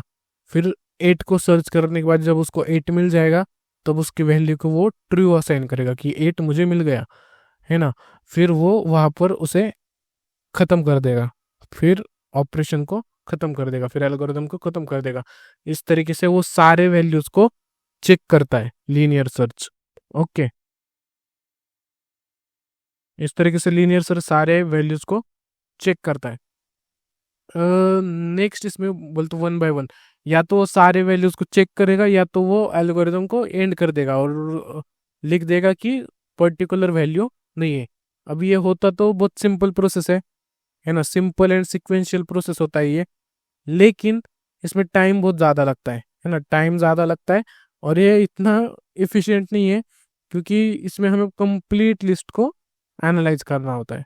Okay, efficient according to the data structure, है ना, ये डेटा स्ट्रक्चर के अनुसार उसकी इफिशिएंसी का हमें पता चलता है। ये वर्क किस तरीके से करता है यहाँ पर दिया है और उसका सीडो कोड भी यहाँ पर दिया है। अब सीडो कोड पूछा जाता है एग्जाम्पल में, उसका एल्गोरिदम भी पूछा जाता है और कैसे वर्क करते हैं भी पूछा जाता है। अब इसमें एक्सप्लेन कुछ कर सकते नहीं, आपको पढ़कर ही समझना होगा और ये आपको एल्गोरिदम भी उसका याद करना होगा, या तो समझ कर आप एल्गोरिदम भी राइट कर सकते हो। ओके, तो उसका एग्जाम्पल ही यहाँ पर कि कैसे हम सर्च करेंगे। तो डेटा सेट है यहाँ पर 7 17 3 9 25 18, तो हमें फाइंड करना है 25 को। तो सबसे पहले हम 7 को चेक करेंगे, फिर नो मैच आएगा, 70 को फिर चेक करेंगे, नो मैच, फिर 25 तक चेक करेंगे हम, फिर जब मैच आ जाएगा फिर आउटपुट में लिखेगा कि वो इंडेक्स 4 में, मैच फाउंड एट इंडेक्स 4। तो इस तरीके से हर एक वैल्यू को चेक करके फिर वो सर्च करता है लीनियर सर्च में। ओके, 1 बाय 1, जिसमें कॉम्प्लेक्सिटी दी है, बेस्ट केस सी है, वर्स्ट केस सी है, एवरेज केस सी है ना। तो यहाँ पर ये था। फिर हमारे पास उसी तरीके से सेकंड टाइप है बाइनरी सर्च। उसी तरीके से सेकंड टाइप है हमारा binary search. Binary search is a highly efficient algorithm used to search for a value in a sorted array, है ना।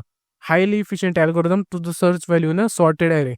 जो हमारा सॉर्टेड एरे होता है उसमें सर्चिंग के लिए मोस्ट इफिशिएंट एल्गोरिदम है हमारे पास बाइनरी सर्च। ये क्या करता है, जो हमारा एरे है या कोई भी डेटा स्ट्रक्चर है इनको दो हाफ में डिवाइड करता है ना, दो हाफ में डिवाइड करता है, eliminating half each step until the key found the range is empty. Okay, तो अगर हमारे पास एक सॉर्टेड एरे है, मतलब 1 2 3 4 5 6 इस तरीके का, या 10 इस तरह का कोई भी सॉर्टेड एरे है, तो इसमें क्या करेगा, अगर हमें टू की वैल्यू फाइंड करनी है तो ये सबसे पहले इसे डिवाइड करेगा एरे को, फिर फर्स्ट पार्ट में फाइंड करेगा, फिर सेकंड पार्ट में फाइंड करेगा, फिर उसे फर्स्ट पार्ट में मिल गया फिर वहाँ पे ही वो एंड करेगा। ओके, इस तरीके से बाइनरी सर्च परफॉर्म होता है कि सबसे पहले इट रिपीटेडली डिवाइड्स, फिर अगर इसमें नहीं मिला तो फिर वो इस तरीके से डिवाइड करेगा, फिर डिवाइड करेगा, फिर डिवाइड करते जाएगा जब तक उसे वैल्यू नहीं मिलती। ओके, तो उसमें सारे वैल्यूज को चेक करने की ज़रूरत नहीं पड़ती हमें, है ना। बाइनरी सर्च में हमें सारे वैल्यूज को चेक करने की ज़रूरत नहीं पड़ती। इसमें हम क्या करते हैं, divide the search range in half, search range को हम हाफ में डिवाइड करते हैं। अब ये किस तरीके से वर्क करता है यहाँ पर दिया है, उसके रिलेटेड एल्गोरिदम भी दिया है, तो आप देख सकते हो यहाँ पर। अब इसका एग्जांपल देखो, यहाँ पर एक एरे 11 22, ये सॉर्टेड एरे है ना, मतलब इंक्रीजिंग ऑर्डर में सारे वैल्यूज है। देखो ये सॉर्टेड एरे ज़रूरी है, फिर ये इफिशिएंटली वर्क करता है।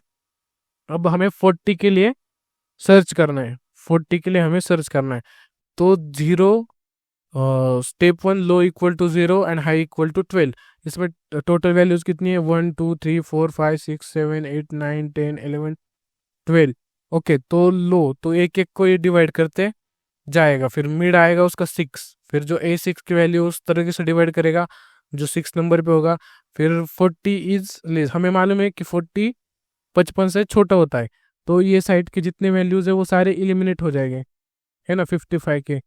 फिर हमें 0 to हाई फिर से वो डिवाइड करेगा, फिर पता चलेगा कि 40 ग्रेटर होता है 30 से, फिर ये सारे वैल्यूज एलिमिनेट हो जाएंगे, फिर हमारे पास ये वैल्यूज बचेंगे। फिर थर्ड स्टेप में हमें समझ आ जाएगा कि कितनी इंडेक्स है उसकी, है ना, लास्ट स्टेप में।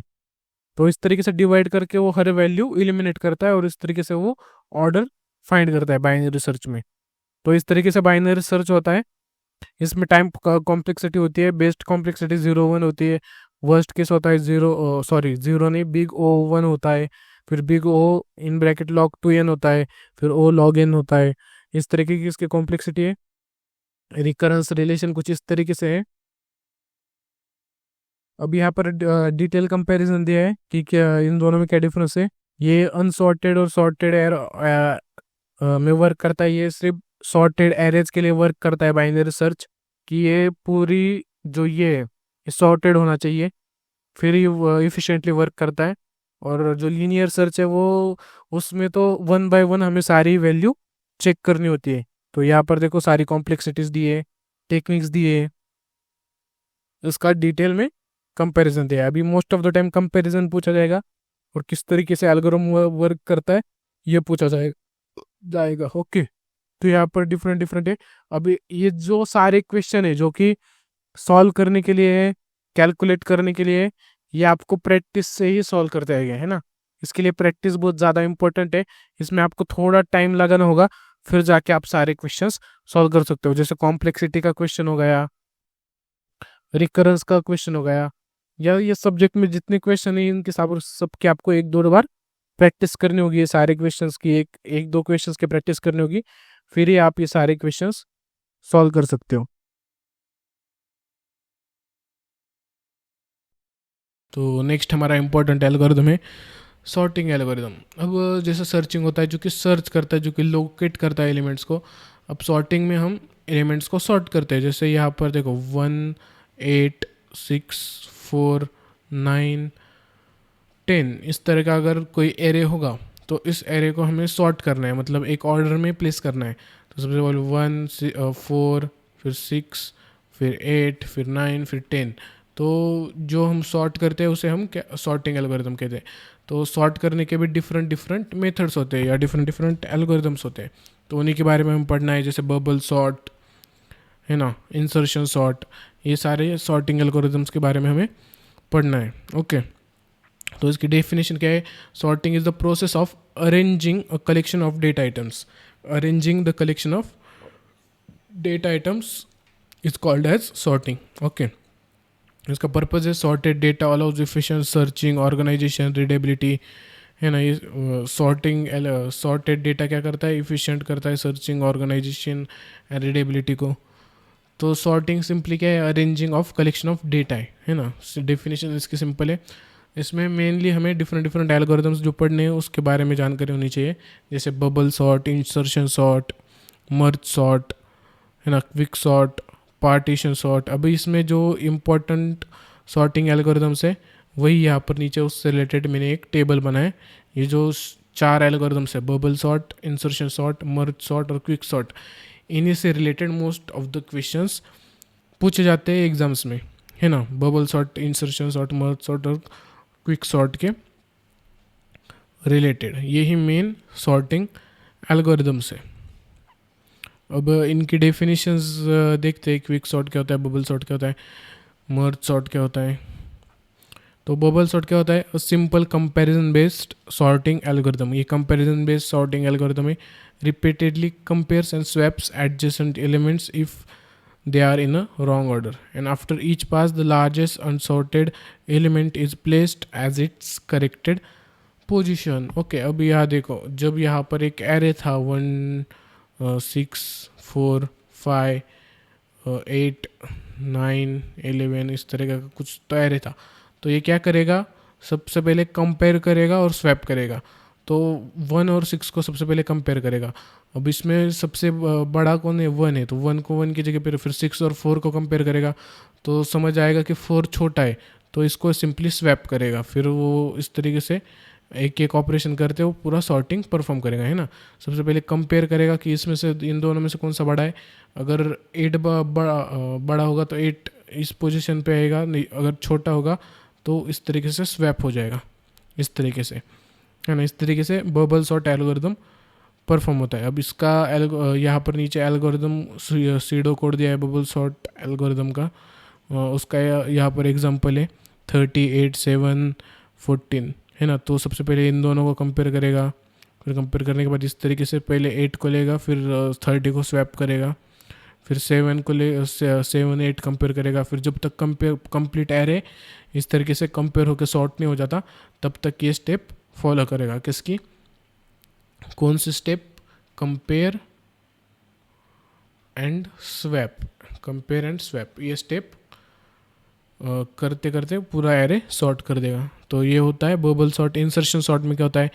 Efficient for small and partially sorted data set. जो छोटे हमारे डेटा सेट्स है उनके लिए अब इम्पोर्टेंट होता है। बबल सॉर्ट के रिलेटेड 6 टाइम क्वेश्चन पूछे गए, इंसर्शन सॉर्ट के रिलेटेड 4 टाइम क्वेश्चन पूछे गए, है ना। Builds a sorted array bye inserting each element into the correct position. अब इसके नाम के जैसा ही है ना, कि इंसर्ट करता है एलिमेंट को, है ना। Builds a sorted array inserting each element into the correct position. हर एक एलिमेंट को करेक्ट पोजीशन पे इंटर करता है ना। अगर हमारे पास कम डेटा सेट है तो हमें यहाँ साफ साफ दिख रहा है कि कौन सा एरे कौन से पोजीशन पे आएगा। तो 5 को फर्स्ट पोजीशन पे इंसर्ट करेगा, 6 को सेकंड पोजीशन पे इंसर्ट करेगा, है ना। इसलिए ये छोटे डेटा सेट में वर्क करता है एल्गोरिदम ये वाला, कि डायरेक्टली इंसर्ट कर देता है एलिमेंट्स को जो अकॉर्डिंग टू द ऑर्डर और सॉर्ट करता है। Next is a merge sort. अब जैसे कंपेयर एंड स्वैप था, अभी ये डिवाइड एंड कॉन्कर स्ट्रेटेजी को फॉलो करता है ना। Recursively split array and sort सब एरेज एंड मर्ज देम, है ना। तो यहाँ जैसे एक एरे दिया है तो इनको ये पहले डिवाइड करेगा, फिर स्वैप करेगा, है ना, फिर स्वैप करके सॉर्ट करेगा। इस तरीके से डिवाइड करके वो सॉर्टिंग एल्गोरिदम परफॉर्म करते हैं, तो उसको मर्ज सॉर्ट कहते हैं। इससे रिलेटेड भी क्वेश्चन 6 टाइम्स पूछे गए। इससे related time complexity, recurrence relation, ये सारी चीज़ दी है। Next is quick sort is the met. Next है क्विक सॉर्ट। अब क्विक सॉर्ट के related most of the questions पूछे गए 10 times quick sort related questions पूछे गए। अब क्विक सॉर्ट क्या होता है? Quick sort is the one of the most efficient sorting algorithms for the large data sets. जब हमारे पास लार्ज डेटा सेट्स होते हैं तब हम क्विक सॉर्ट एल्गोरिदम परफॉर्म करते हैं। It is based on the divide and conquer strategy. ये again divide and conquer strategy पे बेस्ड है and generally performs better practice than other. तो दूसरे जो हमारे सॉर्टिंग एल्गोरिदम्स है उनसे बेटर ये परफॉर्म करता है quick sort algorithm, like merge sort. Okay, तो सबसे पहले ये डिवाइड करता है, फिर कॉन्कर करता है, फिर कंबाइन करता है ना। सबसे पहले डिवाइड करता है कंप्लीट डेटा सेट को, फिर कॉन्कर करता है, फिर वो सारे इसको मर्ज करता है ना। यहाँ पर देखो, सबसे पहले डिवाइड, कॉन्कर और combine. Select pivot element from array, rearrange the partition the element so that all values less than और equal to the pivot are on its left, है ना। जो पाइवट के मतलब अगर यहाँ पर ऊपर जैसे ये था, हाँ यहाँ पर देखो एग्जांपल दिया है। यहाँ पर अगर इस तरह का एरे, तो एक साइड को सारे जो ये वाले वैल्यूज़ है कम इसके वो एक साइड को कर देगा और ज़्यादा इसके एक साइड को कर देगा। 2 पार्ट्स में सबसे पहले डिवाइड करेगा, फिर उसके अकॉर्डिंग वो अरेंज करेगा। ओके, फिर डिवाइड करने के बाद फिर से इसे डिवाइड करेगा, फिर इसमें देखेगा कौन से वैल्यू बड़ी है और फिर उसे अरेंज करेगा। डिवाइड, कॉन्कर एंड अरेंज और कंबाइन। ओके, फिर उसे कंबाइन करेगा। डिवाइड, कॉन्कर एंड कंबाइन, ये 3 स्टेप्स में मर्ज सॉर्ट एल्गोरिदम परफॉर्म होता है। ओके, तो ये भी थियोरेटिकल पार्ट ज़्यादा है, इसमें भी आपको उसकी कॉम्प्लेक्सिटी पूछी जाएगी हर एक एल्गोरिदम की, और उससे रिलेटेड रिकरेंस रिलेशन पूछा जाएगा। ओके, तो ये रिपीटेडली कंपेयर एंड स्वैप है, ये built and sorted array element into insert, ये इंसर्ट करके करता है, ये कंपेयर एंड स्वैप करके, ये डिवाइड करके 2 हिस्सों में फिर करता है, और ये हर सेक्शन में डिवाइड करके, ईच स्टेप में डिवाइड करके, डिवाइड और कॉन्कर करके फिर कंबाइन करके क्विक सॉर्ट एल्गोरिदम परफॉर्म करता है सॉर्टिंग। ओके, तो इस तरीके के डिफरेंट सॉर्टिंग एल्गोरिदम से। ओके, अब इनका डिटेल कंपैरिजन इस पेज पे दिया है, आप देख के समझ सकते हो। इससे रिलेटेड देखो टोटल 28 क्वेश्चंस पूछे गए सॉर्टिंग रिलेटेड। इसमें मेनली आपको डायरेक्टली सॉर्ट करने बोलता है डिफरेंट मेथड से, तो आपको देखना है किस तरीके से सॉर्टिंग परफॉर्म होती है ना, बबल सॉर्ट किस तरीके से परफॉर्म होता है। तो इससे रिलेटेड जो क्वेश्चंस है इसमें आपको बेटर समझ आएगा, है ना। अब ये क्वेश्चंस है, ये नीचे इंपॉर्टेंट क्वेश्चंस में अगेन सॉल्व किए मैंने। ये जो क्वेश्चंस है इसमें जो रिपीटेड क्वेश्चंस है वो इंपॉर्टेंट क्वेश्चंस में इंक्लूड है। नीचे जो इंपॉर्टेंट क्वेश्चंस की मैंने आपको दिए है, अराउंड 30 to 40 क्वेश्चंस हो गए नीचे, तो उसमें सारे क्वेश्चंस इंक्लूडेड है, तो वहाँ पर आप देखकर प्रैक्टिस कर सकते हो, है ना। इस तरीके के क्वेश्चन आपको नीचे मिल जाएगी, किस तरीके से एक्चुअल में सॉर्ट परफॉर्म होता है, स्टेप बाय स्टेप उसका आंसर होगा, और किस तरीके से आपको एग्जाम में आंसर लिखना है। वो इम्पोर्टेंट क्वेश्चंस का जो पार्ट है, इम्पोर्टेंट क्वेश्चंस का जो पार्ट है उसमें डिटेल में कवर किया है ना। कंसेप्ट में उसका एक्सप्लेनेशन होगा, लेकिन जो सॉल्विंग का पार्ट है वो सारे इंपॉर्टेंट क्वेश्चंस में कवर किया होगा। इसलिए मैं बोलता हूँ इस पीडीएफ से कंप्लीट एंड कॉम्प्रिहेंसिव प्रिपरेशन होती है ना। इसलिए उसे उसी तरीके से डिज़ाइन किया गया है पीडीएफ को। अगर आपको ये पीडीएफ लेनी है तो डिस्क्रिप्शन में उसका लिंक है, आप वहाँ से इसे ले सकते हो। नेक्स्ट हमारा टॉपिक है minimum cost spanning tree. Minimum cost spanning tree, MCST। अब ये भी हमने MCS 0 to 1 में देखा है, फिर से हमें देखना है। इसमें 2 एल्गोरिदम्स होते हैं, एक है क्रुस्कल्स एल्गोरिदम और दूसरा है प्रिम्स एल्गोरिदम। दूसरा एल्गोरिदम है प्रिम्स एल्गोरिदम। अगेन इन्हीं दोनों को डिटेल में यहाँ पर एक्सप्लेन किया है, क्रुस्कल्स एल्गोरिदम और प्रिम्स एल्गोरिदम, दोनों को यहाँ पर डिटेल में एक्सप्लेन किया है। अब स्पैनिंग ट्री होता क्या है, इसकी डेफिनेशन दी गई, ये ग्राफ होता है। स्पैनिंग ट्री क्या होता है, is the connected undirected graph. Spanning tree is a सब graph of V of G। अब ये टेक्निकल डेफिनेशन है, तो आप यहाँ पर पढ़कर समझ सकते हो, या तो इस स्पैनिंग ट्री को एक्सप्लेन करने के लिए नहीं पूछा जाएगा। मेनली आपको ये दोनों एल्गोरिदम के रिलेटेड क्वेश्चन मिलेंगे, एक है क्रुस्कल्स एल्गोरिदम और दूसरा है प्रिम्स एल्गोरिदम। ये 2 एल्गोरिदम के रिलेटेड आपको मोस्टली क्वेश्चन मिलेंगे, है ना। फिर भी देख लेते हैं definition. Given weighted connected graph G equal to VE। अब V क्या है, वर्टेक्स, एंड E क्या है, edges. Okay, and MCST spanning tree कुछ इस तरीके से ग्राफ होता है ना। इस स्ट्रक्चर को हम क्या कहते हैं, ग्राफ कहते हैं। इसमें एक कनेक्टेड होता है ना, इसमें एक कनेक्टेड होता है, ये होता है ग्राफ। इसमें जो आपको ये पॉइंट्स दिख रहे हैं इन्हें बोलते हैं हम वर्टाइसेस, और जो आपको ये साइड्स दिख रही है इन्हें बोलते हैं हम एजेस, है ना। तो ये ग्राफ होता है। अब जो अनडायरेक्टेड, मतलब जिसे कोई डायरेक्शन नहीं होती, जो अनडायरेक्टेड ग्राफ होता है वो होता है स्पैनिंग ट्री, है ना। जो अनडायरेक्टेड ग्राफ होता है वो होता है हमारा स्पैनिंग ट्री। ओके, तो इसके यहाँ पर एक्सप्लेनेशन है थोड़ा कि स्पैनिंग ट्री एक्चुअल होता क्या है, तो आप पढ़कर समझ सकते हो। मेनली क्वेश्चन उसके एल्गोरिदम्स के रिलेटेड पूछे जाते हैं ना। तो उसमें सबसे पहला MCST को सॉल्व करने का सबसे पहला एल्गोरिदम है क्रुस्कल्स एल्गोरिदम, है ना।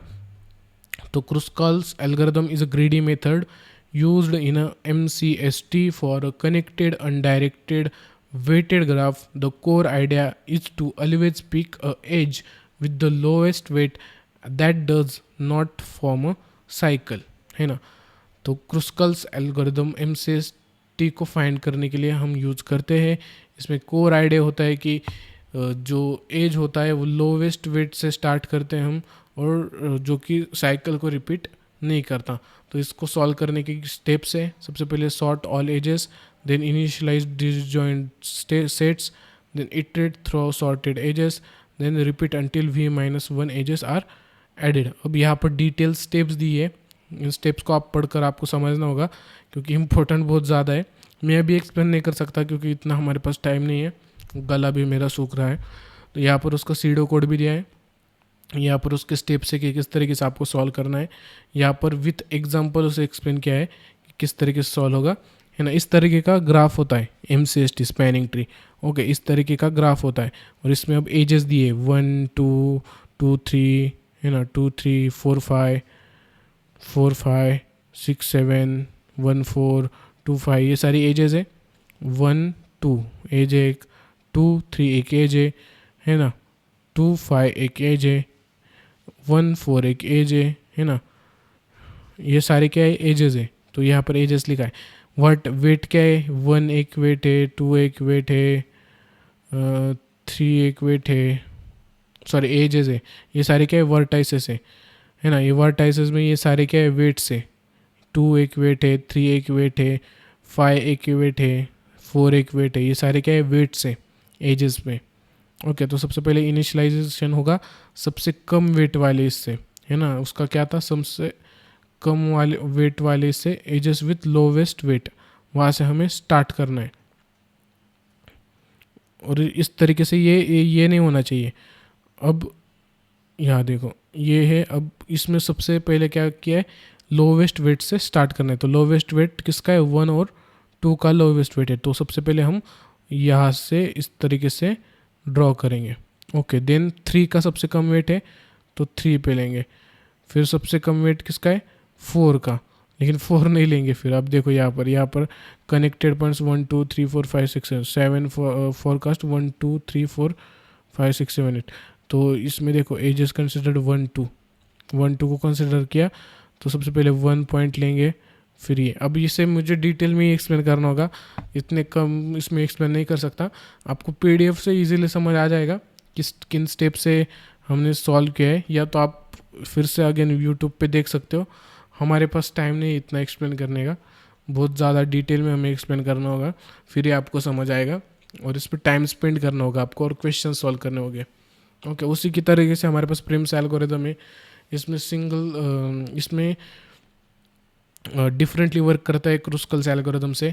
इसमें MST from a single starting vertex से स्टार्ट होता है, सिंगल स्टार्टिंग वर्टेक्स से, and always adds nearest unconnected vertex, है ना। अगर यह 1 है तो कौन से भी इससे स्टार्ट होगा, 1 है तो जो नियरेस्ट होगा 2 को कनेक्ट करेगा, फिर ये 5 या 3 को कनेक्ट करेगा, फिर अगेन ये 4 को नहीं कनेक्ट करेगा, फिर से ये इस तरीके से कनेक्ट करेगा 6 को, फिर कनेक्ट करेगा 7 को। बट ये जो इसमें एक इम्पॉर्टेंट थिंग है, इस तरीके से ये साइकिल रिपीट नहीं होनी चाहिए, है ना। अब ये देखो यहाँ पर साइकिल रिपीट हुई, तो इस तरीके साइकिल रिपीट होनी नहीं चाहिए। तो इस तरीके से हमें सारे पॉइंट्स कनेक्ट करने होते हैं सिंपली इन एल्गोरिदम्स के हेल्प से। इतना ही होता है, अगर 1 को 2 से कनेक्ट किया, 2 को 3 से कनेक्ट किया, फिर 3 से 6 को कनेक्ट किया, इस तरीके से। अब ये 2 से 6 कनेक्ट नहीं होगा, 2 से 5 कनेक्ट होगा। ओके, 2 से 5 कनेक्ट होगा। अब 5 से 6 या 7 दोनों में से एक कनेक्ट होगा। तो अगर मैंने 7 कनेक्ट किया तो फिर 7, फिर इस तरीके से 1 से 4 कनेक्ट होगा। फिर इस तरीके से हमें सारे वर्टाइसेस एक दूसरे से कनेक्ट करने हैं, बट इस तरीके से साइकिल नहीं होना चाहिए। अब ये एक दूसरे से कनेक्ट हो गए तो ये साइकिल तैयार हुआ है, तो इस तरीके का साइकिल नहीं तैयार होना चाहिए। तो ये कॉम्प्लिकेटेड टॉपिक है, तो इससे आपको डिटेल में ही समझना पड़ेगा। हम इतने छोटे, या MCS 021 में शायद मैंने एक्सप्लेन किया है, आप वहाँ से देख सकते हो। MCS 021 की वीडियो में शायद मैंने एक्सप्लेन किया है, मेरे ध्यान में नहीं है, या तो वहाँ से देख सकते हो। PDF से तो आपको समझ में आ जाएगा क्योंकि इससे रिलेटेड क्वेश्चन है नीचे, किस तरीके से एक्चुअल में आपको सॉल्व करना है। और यहाँ पर भी एग्जांपल दिया है, या तो आप वीडियो देख सकते हो दूसरा बेटर अंडरस्टैंडिंग के लिए। ओके, तो क्रुस्कल्स एल्गोरिथम हो गया और प्रिम्स एल्गोरिथम हो गया। यहाँ पर देखो डायग्राम दिए, ये इस तरह का ग्राफ होगा। तो सबसे पहले हम 4, यहाँ देखो 4 से ये कनेक्ट करेंगे, फिर इस जो हमारा ये पॉइंट होगा, फिर इससे इसे कनेक्ट किया है, फिर ये सॉरी ध्यान से देखो, सबसे पहले हमें देखना है सबसे ज़्यादा कम वेट कौन से एज में। तो 3 में सबसे कम वेट है, तो सबसे पहले हम थ्री के जो वर्टाइसेस है वो कनेक्ट करेंगे, है ना। फिर इसी तरीके से इंक्रीजिंग ऑर्डर में एक एक वर्टाइसेस कनेक्ट करते जाएंगे। 3 के बाद सबसे कम वेट किसका है, 4 का, तो 4 के इसको कनेक्ट करेंगे। फिर किसका है, 6 का, फिर 6 को सबसे पहले कनेक्ट करेंगे। 6 के बाद किसका है, 6 के बाद 7 का वेट। सबसे वेट में जो बोल रहा हूँ वो इस वेट की बात कर रहा हूँ, जो ये है इसे वेट कहते हैं, ये वेट है ना, 6 4। तो सबसे पहले 3 का था तो 3 को कनेक्ट किया, 4 का था 4 को कनेक्ट किया, फिर 6 का था तो 6 को कनेक्ट किया, फिर 7 का तो 7 को कनेक्ट किया। फिर इसी तरीके से उसका रिप्रेजेंटेशन होता है। ओके, फिर 7 के बाद फिर ये ग्राफ कंप्लीट हो गया। फिर 7 के बाद 9 को कनेक्ट किया। अब कनेक्ट नहीं कर सकते हम, और क्यों कनेक्ट नहीं कर सकते, ये देखो ये डायग्राम कंप्लीट हो गई, है ना। इसके बाद हम कनेक्ट नहीं कर सकते। क्यों कनेक्ट नहीं कर सकते, अब उसके बाद 12 को कनेक्ट करना है, नहीं करना है, क्योंकि अगर 12 को कनेक्ट किया तो इस तरीके से साइकिल कंप्लीट हो जाएगी। तो इस तरीके की साइकिल कंप्लीट नहीं होनी चाहिए, है ना। जब तक साइकिल कंप्लीट नहीं होती तब तक हमें कनेक्ट करना है। एक बार साइकिल कंप्लीट होने लगी फिर हमें कनेक्ट नहीं करना, है ना। साइकिल कंप्लीट होने तक हमें कनेक्ट करना है। बहुत सिंपल है। देखो यहाँ पर सबसे पहले हमें वेट कंसिडर करना है। जिसका सबसे कम वेट होगा उस वर्टाइसेस को पहले कनेक्ट करना है, फिर उससे ज़्यादा, फिर उस तरीके से एक स्टेप बाय स्टेप कनेक्ट करते रहना है ना। कब तक कनेक्ट करना है, जब तक साइकिल कंप्लीट ना हो। इस तरीके की साइकिल कंप्लीट ना हो तब तक, है ना। और जब सारे डॉट्स कनेक्ट हो जाएंगे तब एल्गोरिदम ख़त्म हो जाएगा। ये कनेक्ट नहीं करना है ना, साइकिल रिपीट ना हो, इसका हमें सिर्फ ध्यान रखना है। प्रिम्स एल्गोरिदम में क्या होता है, कोई भी हम ये ले सकते हैं, है ना, कोई भी वर्टाइसेस से स्टार्ट कर सकते हैं। इसमें हम वेट का ध्यान रखना होता है ना। इसमें हम मिनिमम वेट से स्टार्ट करते हैं, इसमें हम किसी भी वेट से स्टार्ट करते हैं। बस ध्यान ये रखना है हमें कि कोई भी जो साइकिल रिपीट नहीं होनी चाहिए। अब यह देखो 4 वेट का हमने वर्टाइसेस कनेक्ट किए, फिर 3 वेट के कनेक्ट किए, फिर हमने स्टेप 3 में इसको कनेक्ट किया, है ना, फिर इसको कनेक्ट किया। अब इस तरीके से क्यों हो रहा है, क्योंकि हमें उसी जो वर्टाइसेस हमने रिसेंटली कंप्लीट किया है उससे रिलेटेड ही नेक्स्ट वर्टाइस को इंक्लूड करना है। तो इस तरीके से भी ग्राफ तैयार होता है ना। तो डायग्राम के थ्रू इजीली आप समझ सकते हो।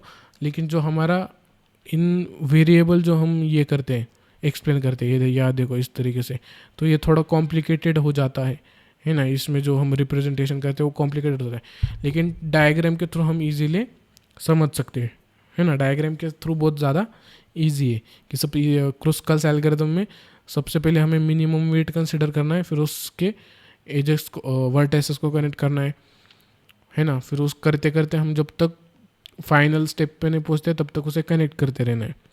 और कब रुकना है, जब साइकिल रिपीट हो तब रुक जाना है ना। तब हमें उसे कंसिडर नहीं करना, क्योंकि हमारे डेफिनेशन में ही क्या है, अनकनेक्टेड ग्राफ क्या होना चाहिए, इसमें क्या नहीं होना चाहिए, साइकिल रिपीट होनी नहीं चाहिए। Does not form a cycle form नहीं होनी चाहिए।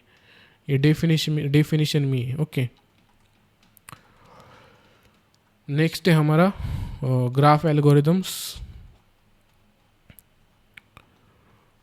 ग्राफ एल्गोरिदम से पहले हमारा शॉर्टेस्ट पाथ। अब जो हमारा MCST है उससे रिलेटेड टोटल 24 क्वेश्चन पूछे गए यहाँ पर देखो, तो इन्हें आप इजीली सॉर्ट कर सकते हो।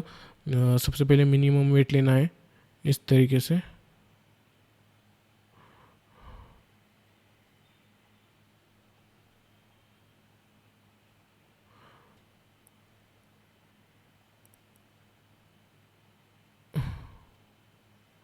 कुछ इस तरीके का इसका ग्राफ होगा।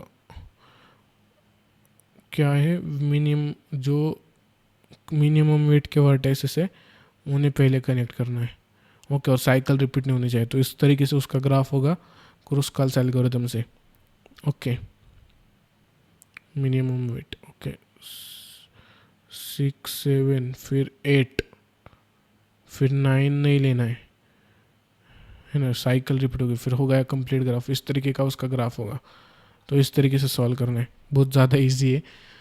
Next is shortest path algorithms. Shortest path algorithms में हमारा डिस्कार्तस एल्गोरिदम आता है और फ्लॉयड वॉर्शल एल्गोरिदम आता है। डिस्कार्तस एल्गोरिदम 6 टाइम रिपीट हुआ है। इस शॉर्टेस्ट डिस्टेंस फाइंड करने के लिए हम ये दो एल्गोरिदम डिस्कार्तस एल्गोरिदम का यूज़ करते हैं। अब इसे मैं एक्सप्लेन करने नहीं जा रहा हूँ। इम्पॉर्टेंट है टॉपिक, 6 टाइम्स रिपीट हुआ है मतलब थोड़ा इम्पोर्टेंट है, लेकिन हमारे पास अभी इतना टाइम नहीं है। इससे भी आप डायग्राम से इजीली समझ सकते हो किस तरीके से शॉर्टेस्ट डिस्टेंस फाइंड करना है, इजीली आप समझ सकते हो, है ना। 6 टाइम रिपीट हुआ है तो उसके रिलेटेड ये सारे क्वेश्चन है। नेक्स्ट है हमारा ग्रीडी टेक्निक्स। अब इनिशियली हमने देखे थे एल्गोरिदम डिज़ाइन करने के लिए हमारे पास डिफरेंट टेक्निक्स है। उसमें से मेन 2 टेक्निक्स है, एक है ग्रीडी टेक्निक और दूसरी है डिवाइड एंड कॉन्कर टेक्निक। एक है ग्रीडी टेक्निक और दूसरी है डिवाइड एंड कॉन्कर टेक्निक। और इससे रिलेटेड ज़्यादातर क्वेश्चन पूछे जाते हैं। ज़्यादातर मतलब ये क्वेश्चन 12 टाइम्स पूछा गया है ग्रीडी टेक्निक रिलेटेड, और उसी तरीके से डिवाइड एंड कॉन्कर को भी कुछ 11-12 बार पूछा गया होगा प्रीवियसली।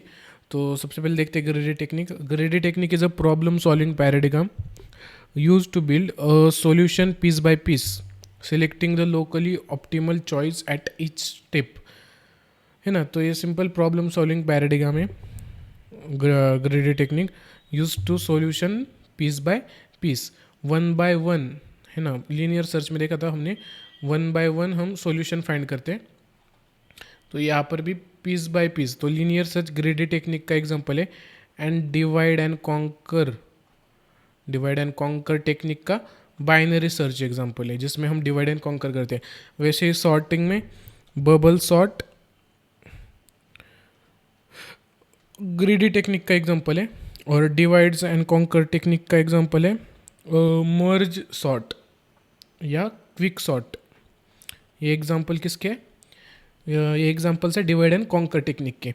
उनके नाम से ही समझ जा रहा है ग्रीडी टेक्निक में क्या होता है, सिंपल पीस बाय पीस हम सिलेक्ट करके एल्गोरिदम परफॉर्म करते हैं, ना। So build up solution piece by piece, 1 by 1 हम प्रोसीड करके हम उस एल्गोरिदम को सॉल्व करते हैं। Okay, the hope is that this local optimum will lead the global optimum, है ना। Local optimum will lead the global optimum. Greedy algorithms do not always yield an optional solution, but when they do, they tend to a very efficient. Core concepts है, core concept and strategies इसमें set of candidates, selection of functions, इसमें ये सारे concepts है, selection of functions, feasibility functions, objective functions। अभी जो हमारे greedy technique है इसमें most of the questions आएंगे 2 टाइप्स के। एक तो एक्सप्लेन करने के लिए पूछा जाएगा ग्रीडी टेक्निक को, ग्रीडी टेक्निक्स को, या ये करेंसी नोट्स का प्रॉब्लम पूछा जाएगा इस तरीके का, है ना। इस तरीके का एक हद प्रॉब्लम पूछा जाएगा, या तो एक्सप्लेन करने पूछा जाएगा, और या तो इससे रिलेटेड जो हमने ये देखा। अभी देखो यहाँ पर मोस्ट ऑफ द क्वेश्चन सारे के सारे एक्सप्लेनेशन बेस्ड है या कंसेप्चुअल क्वेश्चन है, जिसमें हमें थियोरेटिकल नॉलेज चाहिए, मतलब आपको ये पढ़ना है, समझना है और लिखना है ना। तो आपको सिर्फ उसके डेफिनेशन, उसके कोर कंसेप्ट्स आने चाहिए, और सॉल्विंग के लिए इस तरीके के प्रॉब्लम्स पूछे जाते हैं, जिसका एग्जांपल ये है। और इससे रिलेटेड और एग्जांपल आपको इंपॉर्टेंट क्वेश्चंस में मिल जाएगा। ओके, ग्रीडी टेक्निक्स का रिलेटेड सिंपल ग्रीडी और greedy technique and divide and conquer techniques क्या है? ये एल्गोरिदम्स को डिज़ाइन करने के लिए टेक्निक्स है, एल्गोरिदम्स को डिज़ाइन करने के लिए टेक्निक्स है। ग्रीडी टेक्निक्स में क्या होता है, 1 by 1, स्टेप बाय स्टेप या चंक बाय चंक हम एल्गोरिदम को सॉल्व करते हैं, और डिवाइड एंड कॉन्कर में हम डिवाइड करके एल्गोरिदम को सॉल्व करते हैं। ओके, ये हो गया greedy technique. Next point is knapsack. Next point is the knapsack. The fractional knapsack problem is a classical optimization problem where, अब ये ज़्यादा इसमें conceptual based question नहीं है डिफाइन करने के लिए या करने के लिए, क्योंकि इसमें मोस्ट ऑफ द क्वेश्चन हमें सॉल्व करने के लिए पूछे हैं। इस तरीके के क्वेश्चन पूछे जाते हैं जिसमें हमें मेनली फाइंड करना होता है ना, find the optimal solution to the knapsack fractional problem. तो जो फ्रैक्शनल प्रॉब्लम्स है उन्हें हमें उसका ऑप्टिमल सॉल्यूशन फाइंड करना होता है। ओके, यहाँ पर देखो find optimal solution, find optimal solution, यही मोस्ट ऑफ द टाइम पूछा गया क्वेश्चन है knapsack में। क्या? Find the optimal solution, optimization problem. Okay, तो you are given n items each with profit and weight. तो हमारे पास इसमें n आइटम्स होते हैं, both consist of profit and weight. knapsack bag of maximum capacity m, उसमें knapsack bag होती है जिसमें m ये मैक्सिमम क्वांटिटी होती है, कैपेसिटी होती है। इसका मैथमेटिकल मॉडल कुछ इस तरीके से, ऑब्जेक्टिव फंक्शंस, इसमें ग्रीडी स्ट्रेटजी होती है to solve the problems efficiently. Like greedy technique uses the profit to weight ratio, है ना। तो greedy tech approaches explain with example. तो यहाँ पर एक एग्जांपल दिया है किस तरीके से हम स्टेप बाय स्टेप सॉल्व करेंगे। तो यहाँ पर देखो, सबसे पहले हम यम लेंगे। यम क्या है? हमारा जो knapsack का कैपेसिटी है, मैक्सिमम कैपेसिटी है, वो क्या है? यम। तो इसमें आइटम 1 P25, उसका वेट है 18, तो रेशो आ गया 1.39। तो इसमें 3 ऑब्जेक्ट्स है ना। 3 ऑब्जेक्ट्स में हम उसके रेशो निकालेंगे, PI रेशो। फिर approaches the decreasing order profit. तो select item 1 fills 18 units and remaining 2। Okay, तो आइटम 1 में हम 18 यूनिट्स फिल करेंगे तो 2 बचेंगे। नेक्स्ट आइटम, तो ये भी बहुत ये पार्ट है, सॉल्विंग का पार्ट है, अभी एक्सप्लेन नहीं कर सकते। यहाँ पर आपको step by step solving method दी है, तो उसे पढ़कर आप समझ सकते हो सॉल्विंग मेथड के थ्रू। ओके, तो ये भी इम्पोर्टेंट टॉपिक है, सॉल्विंग रिलेटेड टॉपिक है, 13 टाइम्स पूछा गया है। इसमें हमें ऑप्टिमल सॉल्यूशन फाइंड करना होता है, ऑप्टिमल सॉल्यूशन फाइंड करना होता है। ओके, तो उसका डिटेल कॉन्टेक्स्ट यहाँ पर है, किस तरीके से फाइंड करना है ना। यहाँ पर डिटेल्स स्टेप्स दिए, सॉल्विंग मेथड्स। ओके, अब मैं इसे एक्सप्लेन तो नहीं कर रहा हूँ कि किस तरीके से सॉल्व करना है, आप यहाँ पर पढ़ के समझ के सॉल्व कर सकते हो, क्योंकि मैं इसकी प्रिपरेशन नहीं करके आया हूँ कि किस तरीके से बताना है। तो अब मुझसे नहीं होगा, आप PDF से यहाँ पर स्टेप्स देख के कर सकते हो। ओके, नेक्स्ट है हमारा डिवाइड एंड कॉन्कर। जैसे हमारा ये टेक्निक है, ग्रीडी टेक्निक है, उसी तरह से हमारे डिवाइड एंड कॉन्कर टेक्निक है। ओके, अभी ये भी 8 टाइम्स रिपीट हुए, मतलब एवरेज क्वेश्चन है, मतलब इतना ज़्यादा इंपॉर्टेंट भी नहीं है, लेकिन पूछा जा सकता है। इसमें सिंपल होता है, divide and conquer is a top down algorithm design paradigm where a large problem is broken into the smaller sub problems. अब ये इसमें 1 बाय 1 स्टेप बाय स्टेप हम पीस बाय पीस हम नहीं सॉल्व करते हैं एल्गोरिथम, हम प्रॉब्लम को सब प्रॉब्लम्स में डिवाइड करके, ब्रोक करके, फिर एल्गोरिथम को सॉल्व करते हैं, solve independently, and then their result are combined to get the solution for the original problem. इसमें फंडामेंटल 3 स्टेप्स होती है, divide, conquer and combine. Divide करना है, फिर कॉन्कर करना है, फिर कंबाइन करना है।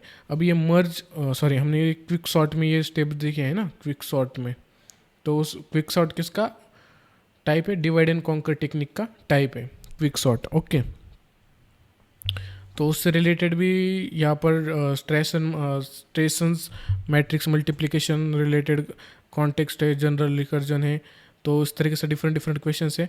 अब यहाँ पर 8 टाइम्स रिपीट हुआ है, तो ये कंसेप्ट आपको ही देखना पड़ेगा। यहाँ पर देखो डिटेल में एक्सप्लेन क्या है, स्ट्रेसन मैट्रिक्स मल्टीप्लिकेशन क्या है, किस तरीके से वर्क करता है, कारत्सुबाज मल्टीप्लिकेशन क्या है, इन दोनों के related most of the question आएंगे। और इतना ज़्यादा कॉन्टेक्स्ट नहीं इसका, तो आप इसे आसानी से समझ सकते हो। नेक्स्ट हमारा सबसे इम्पोर्टेंट टॉपिक है, लास्ट टॉपिक है ग्राफ। सबसे इम्पोर्टेंट लास्ट टॉपिक है graph.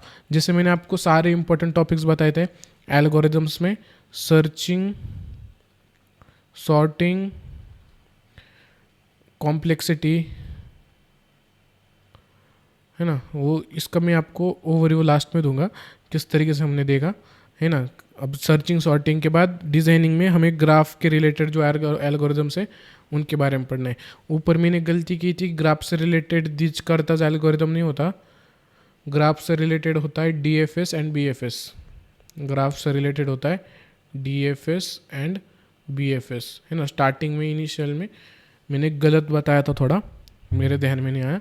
This कर्ताज algorithm shortest distance के लिए होता है और ग्राफ्स के रिलेटेड होते हैं DFS एंड BFS, डेप्थ, है ना। तो ग्राफ क्या होता है हमने देखा, it is a mathematical model जिसमें वर्टाइसेस एंड एजेस होते हैं, है ना। ग्राफ में क्या होते हैं, वर्टाइसेस एंड एजेस, उस स्ट्रक्चर को हम क्या कहते हैं, ग्राफ। कुछ इस तरीके से ग्राफ होता है जिसमें वर्टाइसेस होते हैं और या एजेस होते हैं, ये होता है ग्राफ। इसे बोलते हैं कनेक्टेड ग्राफ, जो कि कनेक्टेड होता है। इसे कहते हैं अनकनेक्टेड ग्राफ, जो कि कनेक्टेड नहीं होता। ग्राफ किसी भी तरीके का हो सकता है, इस तरीके का, इस तरीके का, इस तरीके का, है ना, इस तरीके का भी ग्राफ हो सकता है। बट इसमें क्या है, फाइनाइट वर्टाइसेस होते हैं, मतलब लिमिटेड वर्टाइसेस होते हैं। ऐसी डायग्राम नहीं बना सकते आप कुछ भी इस तरह की डायग्राम बना के यहाँ पर वर्टाइसेस दिए तो उसे हम ग्राफ नहीं कहेंगे। ग्राफ में लिमिटेड वर्टाइसेस होते हैं एंड सेट ऑफ एजेस होते हैं, है ना। Each edge connects to vertices, जो वर्टाइसेस को कनेक्ट करते हैं उसे क्या कहते हैं, हम एज कहते हैं, है ना। ये ग्राफ होता है।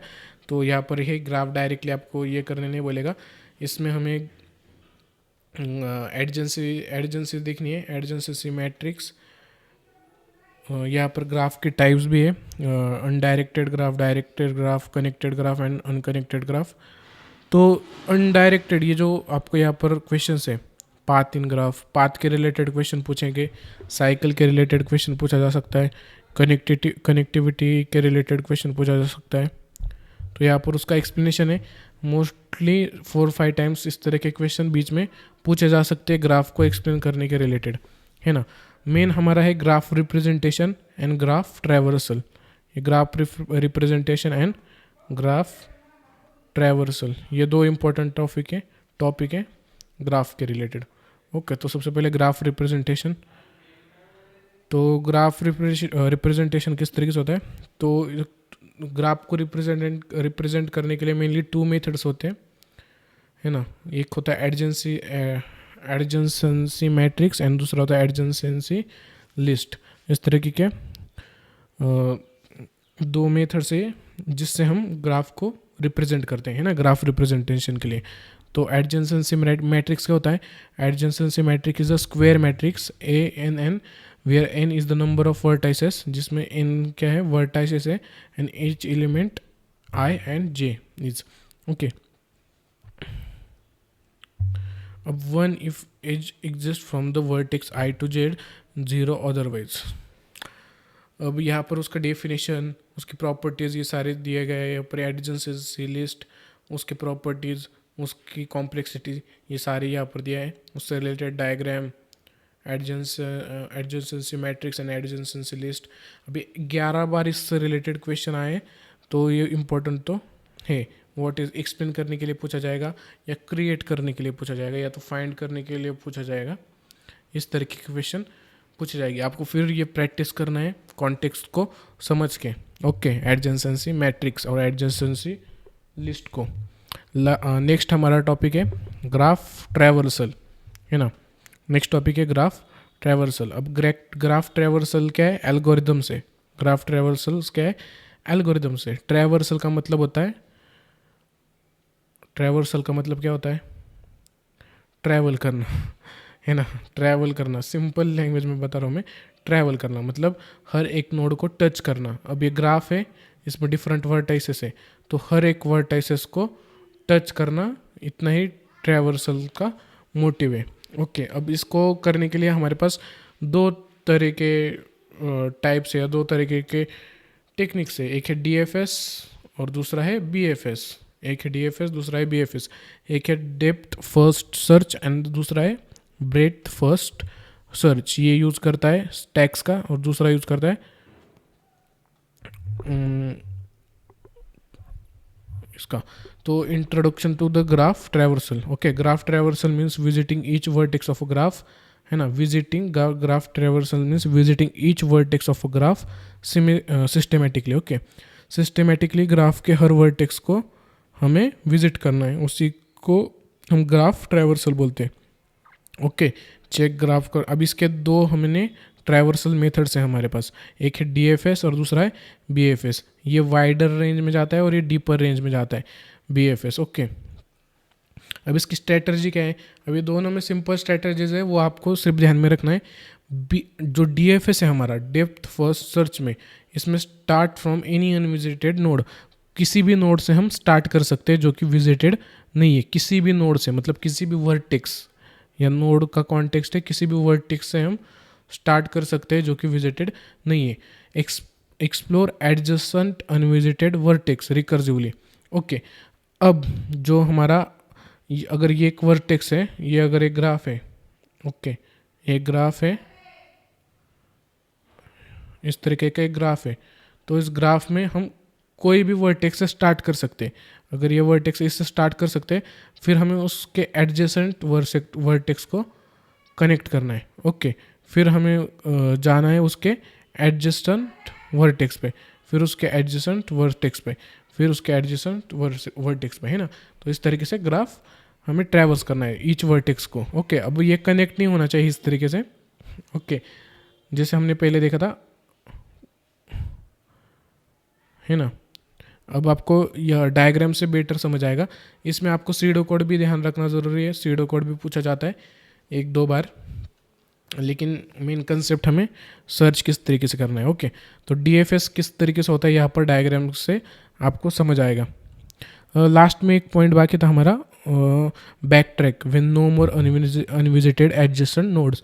जब कोई भी एडजेसेंट नोड्स बाकी नहीं होगा तब हमें बैक ट्रैक करना है। बैक ट्रैक क्या होता है वो भी देखेंगे अब हम। ओके, तो यहाँ पर एक ग्राफ है, देखो यहाँ पर ये वाला ग्राफ है। ओके, तो सबसे पहले रूटा कोई भी जो वर्टेक्स है उसे हम ले सकते हैं। तो इन्होंने सबसे छोटा वर्टेक्स लिया है, मतलब सबसे छोटा नोड लिया है जिसकी सबसे कम वैल्यू है। तो सबसे पहले उसे विजिट किया, तो यहाँ पर ट्रू लिखा, फिर हमने विजिट किया उसके एडजेसेंट नोड को, फिर उसके एडजेसेंट नोड को विजिट करने के बाद यहाँ पर उसे नोट कर लिया। ओके, 1 को ट्रू कर लिया, फिर हमने उसके एडजेसेंट नोड को ये करना है, क्या करना है, विजिट करना है, फिर हमने उसे ट्रू कर लिया यहाँ पर। फिर हमें 2 के एडजेसेंट नोड को विजिट करना है, फिर 2 के एडजेसेंट नोड को विजिट कर लिया। अब DFS एडजेसेंट विजिट, अब यहाँ पर हमारे पास आगे विजिट करने के लिए एडजेसेंट नोड नहीं है, तो हम क्या करेंगे, फिर से बैक ट्रैक करेंगे। अब जहाँ पर हमने लास्ट नोड कनेक्ट ये किया था, विजिट किया था, अब 3 को लास्ट विजिट किया था ना हमने लास्ट विजिट किसको किया था, 3 को, तो फिर 3 से हम बैक ट्रैक करेंगे, फिर आएंगे 2 के पास, फिर 4 को विजिट करेंगे। ओके, तो इसके बैक ट्रैक कहते हैं। जहाँ पर अगर हमारे पास एडजेसेंट वर्टेक्स नहीं है 3 के लिए, तो हम बैक ट्रैक करके 2 के पास विजिट करेंगे और फिर से 4 को विजिट करेंगे। इस तरीके से हम कंप्लीट ग्राफ को विजिट करेंगे। फिर 4 से 2 पे बैक ट्रैक हो सकता है, 1 पे बैक ट्रैक हो सकता है, इस तरीके से 0 पे बैक ट्रैक हो सकता है। तो इसे हम कहते हैं बैक ट्रैकिंग। ओके, तो इस तरीके से विजिट करते हैं ईच नोड को। इसे हम क्या कहते हैं, ग्राफ ट्रैवर्सल कहते हैं। क्या कहते हैं, ग्राफ ट्रैवर्सल, कि हमें ग्राफ के हर नोड को या हर वर्टेक्स को विजिट करना है। ओके, तो ये हो गया DFS। ओके, इसमें हम किसी भी वर्टेक्स से स्टार्ट कर सकते हैं, सिर्फ हमें इतना ध्यान रखना है कि एडजेसेंट जो वर्टेक्स है उसको विजिट करना है, और उसमें हमें बैक ट्रैकिंग करनी है ना। इतनी चीज़ें हमें याद रखनी है। दूसरा है BFS। अब इसमें रूल्स अलग होते हैं। BFS में हमें सोर्स वर्टेक्स से स्टार्ट करना होता है, स्टार्ट फ्रॉम सोर्स वर्टेक्स। कोई किसी भी वर्टेक्स से स्टार्ट नहीं करना, सोर्स वर्टेक्स से स्टार्ट करना है। सबसे पहले उसके जो नेबर्स हो गए, अगर यहाँ पर इस तरीके का एक ग्राफ है ना, इस तरीके का एक ग्राफ है, तो इस ग्राफ में सबसे पहले हमें सोर्स वर्टेक्स देखना है। तो अगर सोर्स वर्टेक्स ये है, ओके, तो इसके एडजेसेंट्स जो एजेस है, जो वर्टेक्स है, उन वर्टेक्स को पहले हमें विजिट कर लेना है। जैसे ये 2 इसके एडजेसेंट है, और DFS में क्या था, उसके नेबर्स को हमें विजिट करना है। और DFS में क्या था, अगर इसको पहले विजिट किया तो इसके एडजेसेंट इसको विजिट करना था। लेकिन BFS में वैसा नहीं है। BFS में हमें क्या करना है, जो उसका नेबरिंग वर्टेक्स है हमें उसे पहले विजिट कर लेना है, फिर नेक्स्ट वर्टेक्स पे मूव करना है। Move level by level using Q. जैसे मैंने कहा BFS में स्टैक यूज़ होता है, और DFS में स्टैक यूज़ होता है, और BFS में क्यू का यूज़ होता है। ओके, क्यू और स्टैक क्या है, डेटा स्ट्रक्चर से सिंपल। अब यहाँ देखो स्टेप्स फॉर BFS दिया है ना। तो maintain queue race visited array such that nodes processed FIFO first in first out order, है ना। अब देखो फर्स्ट इन फर्स्ट आउट, अगर यहाँ पर हमने 0 को सोर्स वर्टेक्स कंसिडर किया तो सबसे पहले हमें उसके नेबरिंग वर्टेक्स मतलब 1 और 2 को विजिट करना है। तो सबसे पहले 1 को विजिट किया, फिर हम विजिट करेंगे 2 को, ओके इस तरीके से 2 को विजिट करेंगे, फिर उसी प्रोसेस को स्टेप बाय स्टेप फिर फर्दर ले जाएंगे। फिर हमारे पास बचा थर्ड वर्टेक्स जो कि है 3, फिर 3 का जो नेबरिंग वर्टेक्स है, जो लास्ट वर्टेक्स है वो है 4, फिर 4 को विजिट करेंगे। इस तरीके से BFS वर्क करता है। अब इनका मेन डिफरेंस क्या है, DFS टैग का यूज़ करता है और BFS क्यू का यूज़ करता है ना। ये स्ट्रैटेजी गो डीप फर्स्ट है इसके DFS में स्ट्रैटेजी, और ये level wise broad first BFS में स्ट्रैटेजी। ओके, शॉर्टेस्ट पाथ इसमें नॉट गारंटेड और उसमें गारंटेड शॉर्टेस्ट पाथ होता है। इसमें स्पेस कॉम्प्लेक्सिटी इस तरीके से, टाइम कॉम्प्लेक्सिटी इस तरीके से, एप्लीकेशन इसका साइकिल डिटेक्शन टोपो सॉर्ट में होता है और इसका शॉर्टेस्ट पाथ और कनेक्टिविटी में इसका एप्लीकेशन होता है। तो ये लास्ट का सबसे इम्पोर्टेंट टॉपिक था हमारा ग्राफ। ओके, लास्ट का सबसे इम्पोर्टेंट टॉपिक था हमारा ग्राफ। अभी इसके रिलेटेड सारे क्वेश्चंस यहाँ पर दिए हैं। ओके, ये सारे क्वेश्चंस हमने यहाँ पर दिए। तो यहाँ पर 18 क्वेश्चंस ग्राफ ट्रैवर्सल के रिलेटेड है और 11 क्वेश्चन ग्राफ रिप्रेजेंटेशन के रिलेटेड है। तो इस तरीके से टोटल अराउंड 30 क्वेश्चन ग्राफ के रिलेटेड है ना। और लास्ट टॉपिक है हमारा मैथमेटिकल इंडक्शन। ये तो मैं बिल्कुल नहीं बताऊंगा क्योंकि ये फर्स्ट सेमेस्टर में भी पढ़ा है BCS 012 में, सेकंड में भी पढ़ा है MCS 013 में, थर्ड में भी पढ़ा है MCS 021 में, है ना, और अभी भी पढ़ाऊँ। तो अगर ये तुमको नहीं आता तो तुम पानी में डूब मरो, है ना। तो ये पहले से हम पढ़ते आ रहे फर्स्ट सेमेस्टर से, तो ये आपको आना ही चाहिए मैथमेटिकल इंडक्शन से प्रूव करना, है ना, किस तरीके से प्रूव करना है। इसके रिलेटेड भी 6 बार क्वेश्चन पूछा गया है। अगर नहीं आता तो आप इस PDF से पढ़कर समझ सकते हो। बाकी मैंने जैसे कहा प्रीवियस 3 सेमेस्टर से ये पढ़ते आ रहे मैथमेटिकल इंडक्शन, तो इसे कवर नहीं करेंगे। अब मैं आपको फिर से बता देता हूँ जो मैंने इंपॉर्टेंट चीज़ें बताई थी आपको। जैसे मैंने बताया था, अब हमें डिज़ाइन एंड एनालिसिस के बारे में पढ़ना है। ओके, तो सबसे पहले हमने एनालिसिस के बारे में देखा। सबसे पहले यहाँ पर हमारा कंसेप्ट था कॉम्प्लेक्सिटी, है ना। फिर हमारा कंसेप्ट था असिम्प्टोनिक नोटेशन, और थर्ड हमारा कंसेप्ट था रिकर्जन। ओके, रिकर्जन, है ना। ये 3 कंसेप्ट है, ये तीनों 20 टाइम्स रिपीट हुए, मतलब 100% गारंटीड ये तीनों क्वेश्चंस एग्जाम में पूछे जाएंगे। यहाँ पर कौन से गारंटीड क्वेश्चन पूछे जाएंगे, सबसे पहले हमने एल्गोरिथम देखा सर्चिंग, ये भी 100% पूछा जाएगा। दूसरा था सॉर्टिंग, ये भी 100% पूछा जाएगा। थर्ड हमने देखा, फिर हमने टेक्निक्स देखी, टेक्निक्स के रिलेटेड क्वेश्चन पूछे थे। जो हमने ग्रेडी टेक्निक देखी, ग्रेडी टेक्निक्स जो कि इन्हीं एल्गोरिथम से रिलेटेड है, ग्रेडी टेक्निक, सर्चिंग, सॉर्टिंग। और हमने और देखा क्या, उनसे डिवाइड एंड कॉन्कर टेक्निक देखी, ये भी 50-50 चांसेस है इसके, 50% चांसेस है। इससे रिलेटेड और कंसेप्ट्स थे ग्रेडी टेक्निक और डिवाइड एंड कॉन्कर टेक्निक से। और लास्ट हमारा मेन टॉपिक था ग्राफ, है ना, ये भी 100% पूछा जाएगा। इसमें ग्राफ रिप्रेजेंटेशन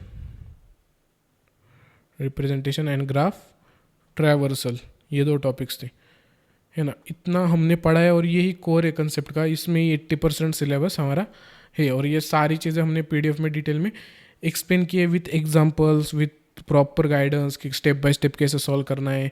अब यही देख लो, यहाँ भी स्टेप बाय स्टेप आपको पूरा एक्सप्लेनेशन दिया है कि किस तरीके से क्वेश्चन सॉल्व करना है। ओके, तो आई होप कि आपको समझ आए होंगे ऑल इंपॉर्टेंट कंसेप्ट्स।